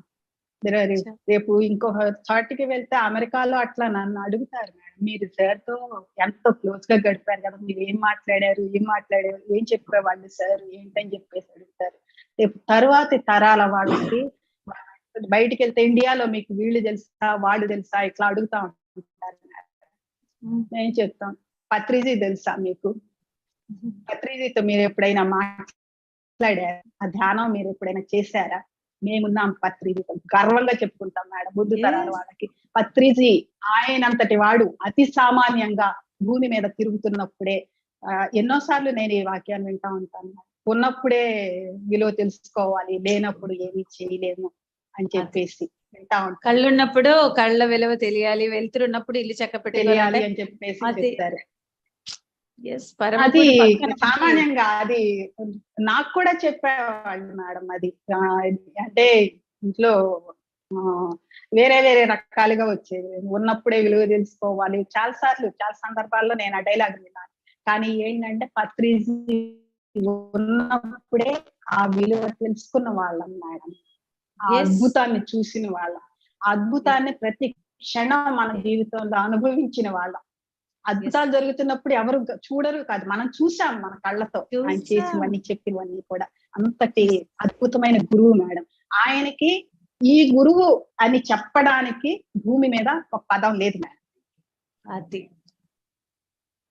పదం లేదు. నా గురువు అంటానికి చాలదు, నా ఫ్రెండ్ అంటానికి చాలదు, నా తండ్రి అంటానికి చాలదు, మీరు ఏమి ఇవ్వటానికి అక్కడ పదం లేదు మేడం. అటువంటి ఆయన మేడం, ఆయన ఎంత అద్భుతం. ఆయన గురించి చెప్పుకోవాలంటేనే పొంగిపోతుంది మనకు అసలు. ఎక్కడి నుండి ఆనందం, అది మాటలు అలసిపోతాయమ్మా వారి గురించి చెప్తే, అలసిపోతాయి. అది అంత ఉంది నిజంగా. వారికి సాటి వారే అమ్మా, ఇంకా ప్రపంచంలో ఎవరు లేరు, పుట్టలేదు, ఇంకా పుట్టబోదేమో తెలియదు కానీ ఇప్పటికే తెలియదు, వారు ఒక్కనే. ఇంకెందుకు ఇంకెందుకు మేడం పుట్టటం, ఆయనది మనల్ని రెడీ చేశారు, అదే కదా. అయిపోతుంది. ఆ, yes. అది ఇంకా ఆయన మళ్ళీ పుట్టాల్సిన అవసరం లేదు. అవసరం లేదు. నీ ఇచ్చిస్తాం ఉమ్. ఎలా తయారు చేశారమ్మా. అసలు అది జీవితాన్ని ఒక ఆటలాగా, ఆట బ్రతుకంటే ఆట ఆడుకోండి, చక్కగా ఆడుకోండి, చక్కగా వండుకోండి, చక్కగా తినండి, నీట్ గా ఉండండి, డీసెంట్ గా డ్రెస్ చేసుకోవటం అంటే సార్ కి చాలా ఇష్టం మేడం. నువ్వు కాస్ట్లీగా చేసుకోనక్కర్లేదు, డీసెంట్ గా డ్రెస్ చేసుకో, నిన్ను చూస్తే నీకు ముచ్చట వేయాలి, అలా చేసుకోమని చెప్పేవాళ్ళు. ఆ డ్రెస్సింగ్ విధానం కానీ, నీకు నచ్చినట్లు నువ్వు ఉండు, డీసెంట్ గా నీకు నువ్వు డిగ్నిటీ ఇచ్చుకో అనేసి లైఫ్ కి కానీ మనం చేసే ప్రతి పనికి కానీ ఆఖరికి మరణంతో సహా డిగ్నిటీ ఇచ్చినటువంటి గురువు మేడం ఆయన. Yes. ఇంతకంటే ఏ అసలు రాజసంగా ఏం ఏ చెప్పను. రాజసంగా కూర్చొని ఏ రాజసంగా రాజసంగా. కూర్చున్నారమ్మా ఆఖరి ఉమ్. నిమిషం వరే. ఆ రెండు కళ్ళు అవును, ఇలాగా పెట్టి ఆఖరి ఏం నిమిషం వరకు. కూర్చున్నారు. పాపా ఉమ్. అరే చివరి వరకు ఆయన ఏంటో కూర్చున్నారంటే, మామ. స్టేజ్ మీద కూర్చున్నారు అంటే ఆ, అది కాలి మీద కాలేసుకుని కూర్చునేవాళ్ళు అంతే. ఎక్కడ తగ్గేవాళ్ళు కాదు, తగ్గనిచ్చేవాళ్ళు కాదు ఎవరిని కూడా. yes, అది అది- అది- ఎంతమంది ఇంకో- మాట్లాడినా గానీ దాని గురించి చర్చించడం అనవసరం మేడం, మనకి అది అవసరం లేదు. ఎస్ ఎస్ మా. ఇప్పుడు కూడా వారి కళ్ళు ముయ్యక ముందు వరకు ప్రతి ఒక్కరిని నేను చూడాలని వారు పడుకున్నారా? ఉమ్. ఆ ఏంటి ఆ లేదు కదా. సోఫాలో కూర్చుని ఏంటా చూపు అందరిని చూస్తూ ఆయన అలాగే కళ్ళు మూసారు. ఏమమ్మా అదంతా మనం విన్నాం ఇలా గట్ట జరుగుతాను కానీ మనకి అసలు, చూపించాం. ఆ, ఏమో అసలు చూపించారు. చూపించేసాం. దట్ ఈస్ ఆయన మన పట్ల ఎలా ఉన్నారో మనం మిగతా ప్రపంచం పట్ల ఎలా ఉండాలి అనేది అది చూపించారు. yes. లాస్ట్ ఇయర్ ధ్యాన మహాచక్రానికి వెళ్ళినప్పుడు అప్పుడు తక్కువ మంది ఉన్నారు మేడం అక్కడ, మాక్సిమం 2000 ఉంటారు. సార్ వడ్డిస్తారు కదా ఒకసారి, ఒక రోజు వడ్డిస్తున్నారు, అయిపోయారు సార్ ఇక్కడ నుండి ఇట్లా చూసి ఇట్లా ముందుకు చూస్తున్నారు, ఇంకెవరైనా వస్తున్నారా వడ్డిద్దామని చెప్పేసి. ఏ గురువు మేడం ఉంటారు అలాగా, చెప్పండి నాకు. అది అది అది ఎవరుంటారు అలాగా? వారే ఉంటారమ్మా. ఎంత అద్భుతం. ప్రతి దానికి శరీరాన్ని, జీవితాన్ని ఆటలాగా ఆడుకున్న ఆయన తన శరీరంలో, తన జీవితంలో, తన ఆలోచనలో సంపూర్ణంగా ఆయన సమర్పించేసిన తర్వాత తనకి తానుగా నిర్ణయం తీసుకుని బాడీ ఫంక్షనింగ్ మొత్తాన్ని ఆపేసి అది తనకి తాను స్వచ్ఛందంగా బయటికి వెళ్ళిపోయిన ఆయన. ఆయన ఏమి అందరూ అనుకున్నట్లుగా ఆయనకి ఏ హెల్త్ ఇష్యూస్ ఏం రాలేదు మేడం, ఆయన function కావాలని ఆపారు దాన్ని, ఆపేశారు. దాని వెనకాల కూడా పెద్ద కథ, పెద్ద చరిత్రమే ఉంది. అది అర్థమయ్యే వాళ్ళకి అర్థం అవుతుంది. చరిత్ర ఉంది దాని వెనక. ఎస్, పరమగురు ఏం ఒక చేసినా ఇన్సిడెంట్ చెప్తాను మేడం. ఒకసారి తమిళనాడులో ఒక క్లాస్ కి వెళ్ళారు మేడం. వెళ్ళినప్పుడు ఆయనకి ఏంటంటే రాగి చెంబులో నిమ్మరసం కల్పించారంట మేడం. అది పాయిజన్ అవుతుంది మేడం, రాగి చెంబులో నిమ్మరసం కలపకూడదు అసలు, కలిపించారంట. అది ఆయన తాగేశారు. తాగేసిన తర్వాత ఆ రోజు విపరీతంగా వాంతులు, తల విసిరేయటం, పడిపోవటం ఇట్లా అవుతుందంట. అట్లాగే ఆయన చెన్నైలో ప్రోగ్రామ్ ఆగిపోతుందని బండిలో కూర్చునే కదా వెళ్తామని బండిలో కూర్చున్నారంట మేడం. బండిలో కూడా వాంతులు అయినాయి. ఇక కూర్చోలేక ముందుకి దాని మీద ఇట్లా తల పెట్టుకుని, ఒరే తట్టుకోలేకపోతున్నాను రా, ఎంతసేపు రా, ఇంకా కూర్చోలేకపోతున్నాను రా, తొందరగా వెళ్ళరా, ఇట్లా మాట్లాడుతుంటే ఆయనతో పాటు ఉన్న వాళ్ళకి ఏడుపు వచ్చేసేదంట మేడం. అట్లా చేశారు ఆయన ప్రయాణాలు. ఆ స్థితిలో ఉండి కూడా అందరి కోసం ప్రయాణాలు చేశారు. కూర్చుని పడుకోలేక మేడం, ఏం మాట్లాడుతున్నారు ఒక్కొక్కళ్ళు. ఆ స్థితిలో ఆయన మందులు వేసుకుని దాన్ని ఆపలేక, ఎందుకు దేని సహజ స్థితిలో దాన్ని జరగనివ్వాలి అనేది అక్కడ ఆయన తీసుకోవటం ఎంత అవసరమో. ఒక్కొక్క చోటికి వెళ్ళినప్పుడు ఆ పాయిజన్ తీసుకుంటే గానీ అక్కడ అమృతం అనేది వెళ్ళదు మేడం, ఇట్లా జరుగుతుంది. అది అది ఆయన తీసేసుకున్నారు. ఆయనే క్రియేట్ చేశారు, ఆయనే అది చెడిపోయేటట్టు చేస్తున్నారు. అంతేకాని ఆయనకి కిడ్నీలు ఇవ్వడానికి ఎవరు లేదా అమ్మా? ఆయన అనుకుంటే క్షణంలో అది హీల్ చేయలేరా? ఆయనకి దేనికి ఏదైనా అదే కదా, ఆయన చూసే సినిమా వీళ్ళు ఎవరైనా చూసారా? అసలు తొడగొట్టిన శక్తి అలా తీర్మానం తీసుకున్నారు అంటే దాని వెనకాల కథ ఎవరికి తెలుసు?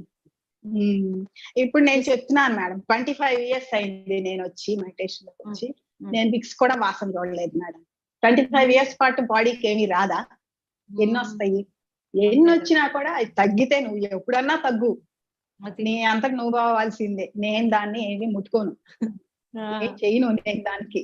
ఇందులో సివియర్ ఒకటి జరిగింది మేడం. యుఎస్ లో ఉన్నప్పుడు బాత్ టబ్ లో పడిపోయాను. ఈ రిబ్స్ 2 ఫ్రాక్చర్ అయినాయి. ఓకే. ఈ కుడివైపు రిబ్స్ 2 ఫ్రాక్చర్ అయినాయి. రాత్రి పూట కూర్చుని ఉన్నాను. కూర్చుని ఉన్నప్పుడు అప్పుడు చెప్పారు నాకు, 8 మంది 8 సార్లు తీసుకోవాల్సిన దెబ్బను నువ్వు తీసేసుకున్నావు పద్మ. ఈ దెబ్బ వాళ్ళు తట్టుకోవాలంటే తట్టుకోలేరు, నువ్వు తీసేసుకున్నావు. ఇది నీకు తగ్గటానికి 1 నెల రోజులు పడుతుందని చెప్పారు. అప్పుడు మా అమ్మాయి నుండి వాళ్ళు భయపడిపోయారు. హాస్పిటల్ కి ఏం లేదు, చిన్న ఇదేస్తారు, పట్టి వేస్తారమ్మా, నేను రాను, అది తగ్గాల్సింది, దానంతా తగ్గుతుంది, 1 నెల రోజులు పడుతుందని సార్ చెప్పారు. అది జరుగుతుంది అంతే. ముందు వారం నాకు అది నరకమైంది మేడం. కూర్చోలేను, పడుకోలేను, ఇట్లా సోఫాలు ఇట్లా కూర్చునే ఉండేదాన్ని. కానీ ఖచ్చితంగా నెలకు అది కంప్లీట్ గా తగ్గిపోయింది. ఎందుకంటే అది మీద వేసుకున్న దెబ్బ కాబట్టి దానికి ఏం చేయకూడదు మనం, దాని అంతా అది తగ్గాలన్నమాట. ఇలాగే మనం వేసుకోగలిగినప్పుడు ఆయన వేసుకోలేరు. అదే కదా, సొసైటీని ముందుకెళ్లే వాళ్ళు ఎంతమంది పాపాన్ని ఆయన మూట కట్టుకొని ఆయన తీసుకున్నారో ఎవరికి తెలుసు. ఇంకా వాళ్ళు చచ్చినట్టు పని చేయాల్సిందే, అప్పు తీర్చుకోవాల్సిందే. ఏమ్మా కథలు! అతి సామాన్యంగా ఎంత భరిస్తారంటే బెంగళూరులో. నేను ఇలా చెప్తానే ఉంటాను మేడం, సార్ గురించి ఎంత చెప్పమన్నా చెప్తానే ఉంటాను. 20 minutes ఉన్నాయి, చెప్పండి. బెంగళూరు నుంచి హైదరాబాద్ రావటానికి ఎయిర్పోర్ట్ లో వాళ్ళు దించేశారు. బ్రేక్ఫాస్ట్ కూడా మరి అక్కడ ఏం జరిగింది, కొన్ని చోట్ల తినరు మేడం సార్, మంచినీళ్ళు కూడా తాగరు, కొన్ని చోట్ల ఆకలి లేదని చెప్పేస్తారు. ఎయిర్పోర్ట్ లో వాళ్ళు ఆయన లోపలికి వెళ్ళారు. ఫ్లైట్ డిలే, ఇప్పుడు ఇంకా వస్తుంది డిలే. అలాగా 8 hours డిలే అయింది మేడం ఫ్లైట్. ఆయన అలాగే ఎయిర్పోర్ట్ లో కూర్చున్నారు. ఆయన దగ్గర రూపాయి డబ్బులు లేవు, ఫోన్ లేదు, ఎవరి ఫోన్ నెంబర్లు ఆయన దగ్గర లేవు, కళ్ళదోడి బాక్స్ తప్ప ఆయన దగ్గర ఇంకేమీ లేదు. మరి ఎవరికైనా చెయ్యాలన్నా ఏమీ లేదు. కానీ అసలు ఆయన ఆ ప్రయత్నం కూడా చేయలేదు, కూర్చున్నారంటే. కూర్చుని ఇట్లా గడ్డం నిమ్మకుంటే అక్కడ కూర్చున్నారంట. ఎవరో కనిపిస్తారు, సార్ మీరు పత్రి సార్ కదా అని చెప్పేసి అడిగి వాళ్ళు ఒక చిప్స్ ప్యాకెట్ తెచ్చి పెడితే ఆ చిప్స్ ప్యాకెట్ డ్రింక్ తాగారంట. అంతటి గురువుకి ఈ రకంగా సహించాల్సిన అవసరం ఏంటి? ఆయనకు తలుచుకుంటే క్షణాల్లో ఆ ఫ్లైట్, వేరే ఫ్లైట్ వస్తుంది, లేదా ఇంకొకళ్ళు తెలిసిన వాళ్ళు వచ్చి ఇట్లా జరిగిందో సార్ వచ్చేయండి మళ్ళీ వద్దాం అని చెప్పేసి తీసుకొస్తారు. కానీ ఆయన ఎలా వస్తుందో లైఫ్ లో దాన్ని అలానే స్వీకరించారు. దేనికి కూడా ఆయన వ్యతిరేకంగా చెప్పలేదు, మార్చటానికి ఆయన ట్రై చేయలేదు. మరి మనమే నేర్చుకోవాలి ఆయన నుండి. మనం ఎందుకు చిన్న నొప్పి రాగానే పరిగెత్తాలా, ఏం చెయ్యాలని చూస్తున్నాం, ఒక విమర్శ రాగానే ఇలా వచ్చేసిందని కంగారు పడుతున్నాం. ఎంతమంది దుమ్మెత్తి పోస్తున్నా కూడా ఒకటే చెప్పారు, ఈ ప్రపంచం నా గురించి ఏమనుకుంటుంది అనేది నేను పట్టించుకోను, నేను చేసే పని పట్ల నాకు స్పష్టత ఉందా లేదా అనేదే నేను చూస్తాను అని చెప్పారు. ఇవన్నీ మేము ఆయన్ని చూస్తా మాకు మేము బలపడిన మాస్టర్స్. 25 సంవత్సరాల నుండి ఒక్కసారి కాదు, మళ్ళీ చూసాం ఆయన ఏ సందర్భంలో ఆయన ఎలా ఉంటారు. ఎప్పుడైనా ఎవరైనా ఆయన దగ్గరికి వస్తే ఫస్ట్ లో చాలా ఆయన సరిదిద్దే విధానం వేరేగా ఉండేది మేడం. దెబ్బకు దులుపుకుపోయేది, అలా సరిదిద్దేవాళ్ళు. ఆయన అలా ఉన్నంతసేపు మాకు చాలా హాయిగా రిలాక్స్డ్ గా ఉండేది మేడం. ఎప్పుడైతే ఆయన కొంతమందిని చూసి ఆయన మౌనంగా ఉండిపోయారో ఆ మౌనం మమ్మల్ని భయపెట్టేది మేడం.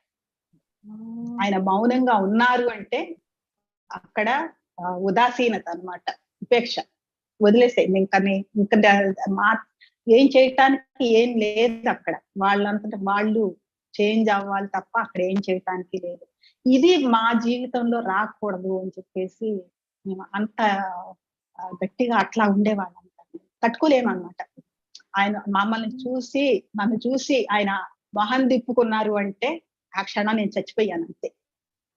ఇంకోటి వా లేదు. అంత చక్కగా ఆయన మమ్మల్ని తీర్చిదిద్దారు మేడం. మామూలుగా కాదు, పదును పెట్టుకొచ్చారు.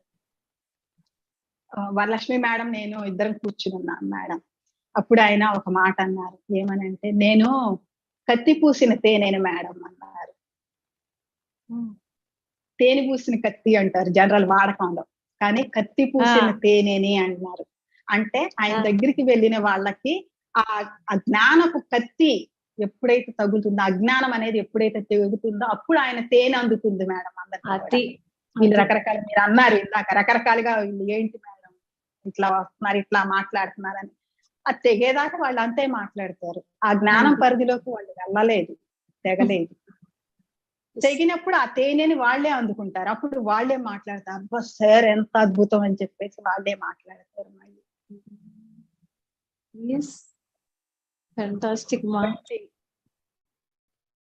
ఇటువంటి గురువు మేడం. మరి ఇది నా గురువు మేడం ఈ బుక్ పేరు. దీనికి నేను నేను ఎక్స్పీరియన్సెస్ బుక్ రాయమంటే ఇది చేశాము. ఒకసారి చేసినప్పుడు అప్పుడున్న పరిస్థితుల్లో నేను దాన్ని కంప్లీట్ గా చేయలేకపోయాను. అది నాకు ఒక వెళుతున్నప్పుడు దాన్ని మళ్ళీ చేద్దామని చెప్పేసి కలర్స్ ఇందులో అన్ని సార్ ఫోటోస్ అన్ని వేసి మెసేజెస్ లాస్ట్ లో సార్ మొట్టమొదటిగా నేను భూమి మీదకి ఎలా వచ్చాను అనేది రాసి, లాస్ట్ లో ఒక క్వశ్చన్ సార్ని అడిగితే దానికి సార్ సమాధానం ఎలా ఇస్తారు అనే దాంతో ఎండ్ చేసి, ఇలాగా లాస్ట్ పేజ్ లో ఇలా ఫోటో వేసుకుని, వెనక ఫోటో వేసుకుని, ఫ్రంట్ ఫోటో, ఇవి వశిష్ఠ గౌతమిలో ఆయన విజిట్ చేసినప్పుడు ఉన్న ఫోటోస్ మేడం. ఇలా నాకు కంప్లీట్ గా నా ఇష్ట ప్రకారం నేను చేసుకున్న బుక్ మేడం అది. దానికి నా గురువు అనే టైటిల్ ఎందుకు పెట్టానంటే, పైన గెలాక్టిక్ ఫెడరేషన్ లో వాళ్ళు సార్ ని క్వశ్చన్ చేస్తున్నారు, ఇప్పటిదాకా వెళ్ళావు, ఇప్పటిదాకా ఏం చేయలేదు. ఇది 2015 లో రిలీజ్ అయింది మేడం ఈ బుక్. ఏం చేయలేదు, అనుకున్న విధంగా జరగలేదు అది, మరి మళ్ళీ నువ్వే వెళ్తావా, వేరే ఎవరినన్నా పంపించమంటావా అని అడిగితే, ఈ క్వశ్చన్ నన్ను కాదు, ఇప్పటిదాకా నేను చెప్పింది విని నన్ను నమ్మి ఆడకూతుళ్ళు, పసిపిల్లలు, పెద్ద పిల్లలు, యవ్వనంలో ఉన్న వాళ్ళు, మగవాళ్ళు అందరూ చేసుకుంటా వచ్చారు కదా, వాళ్ళని అడగండి, ఈ క్వశ్చన్ నన్ను కాదని చెప్పారు ఆయన. అప్పుడు వాళ్ళు మనల్ని క్వశ్చన్ చేస్తే, మేడం ఎంత క్యూ ఉందో నేను చెప్పలేను, అంత క్యూ ఉంది. అక్కడ ఎలక్షన్స్ లో ఉన్నట్టుగా ఒక పేపరు స్టాంపు ఉన్నాయి, దాని మీద మనం ఆ స్టాంప్ తీసుకుని అక్కడ ఆయన పేరు మీద వేస్తున్నాం మేడం. స్టాంప్ వేస్తున్నాం, నా గురువు అని చెప్పేసి స్టాంప్ వేస్తున్నాం దాని మీద. ఇలా మనందరం కలిసి, అప్పటిదాకా ఆయన వచ్చారు, మనల్ని తీసుకొచ్చారు, కానీ ఆఫ్టర్ 2015 మనం తెచ్చుకున్న గురువు మేడం ఆయన. మనం అక్కడ ఎన్నుకుని తెచ్చుకున్నాం, మాకు ఈ గురువే కావాలి. అప్పుడు చాలా కలవరం వచ్చింది, బాబాయ్ ఈయన పక్కన ఉంటేనే మనం నానా చావు చేస్తున్నామే, ఈయన కూడా లేరు అనుకో, ఇంకా మన గతి ఏంటి అని చెప్పేసి అట్లా ఆ స్టాంప్ వేసి మళ్ళీ ఈ గురువే మాకు కావాలని తెచ్చుకున్నాం మేడం. అందుకే ఆ బుక్ కి నా గురువు అనే పేరు వచ్చింది మేడం. ఇలా పెట్టుకోండి, నా గురువు అది నా గురువు పత్రిజీ. ఎప్పటికీ ఎన్నటికి మా ఎప్పటికీ నా గురువు పత్రిజీ. అదే నా గురువు. జీవితంలో కొన్ని విశేషాలు ఇవి. అదే ఎస్ మా, అదే ఒక్కొక్కళ్ళని తట్టుకుంటే ఎన్ని పుట్టలుగా. అదే నిజం అమ్మా, అసలు మీరు చెప్పింది వింటే బాకీ అంతా ఎలా ఉంటుందో కూడా మాకు అర్థమవుతుంది. ఎస్ మా, ఇంకా మన ఇది ముగించబోయే ముందు మీరు రాబోయే తరానికా, లేకపోతే ఇప్పుడు సమకాలీనులుగా ఉండి పరమగురు పత్రిజీ యొక్క ప్రాంగణంలో వారు ఓరాలో వారు చెప్పిన మాట వింటూ వినలేకుండా ఉన్నావు, వింటూ ఆచరించకుండా సమయాన్ని వృధా చేసేవారు, నష్టపోయిన తర్వాత జరిగిన నష్టం గురించి, ఆ నష్టం యొక్క తీవ్రతని తెలుసుకోవడానికి ప్రయత్నించే వారికి, ఎవరికి అందరికీ కలిపి మీరు ఏం దివ్య సందేశం చెప్తారు? ప్రతి ఒక్కళ్ళ లోపల కూడా పత్రిజీ అప్పట్లో ఒకటే చెప్పేవాళ్ళండి, చిట్ట చివరి బంధం గురువు అని చెప్పేసి మనకి ఎన్నో రకాల బంధాలు భూమి మీద ఉన్నాయి. ఆ ఫోల్డర్స్ గా మన లోపల ఉన్నాయి. ధ్యానం ద్వారా మన అన్నిటి నుండి రిలీజ్ అవుతా వచ్చాము. మమకారం, పిల్లల మీద బంధం, భర్త మీద బంధం, ఫ్రెండ్స్, చుట్టుపక్కల ఉన్న స్థితి మీద బంధం, అన్నింటినీ వదిలించుకుంటా వచ్చాము. కానీ చిట్ట చివరి బంధం మనం అన్నిటినీ వదిలేస్తా ఏం చేస్తున్నామంటే గురువు కల్లుకుపోతున్నాం మనం. ఆయన మనకున్నారు, ఆయన మనకి లేకపోతే ఎలా అన్న ఇది మనకి ఎక్కువగా ఉండేది. దాని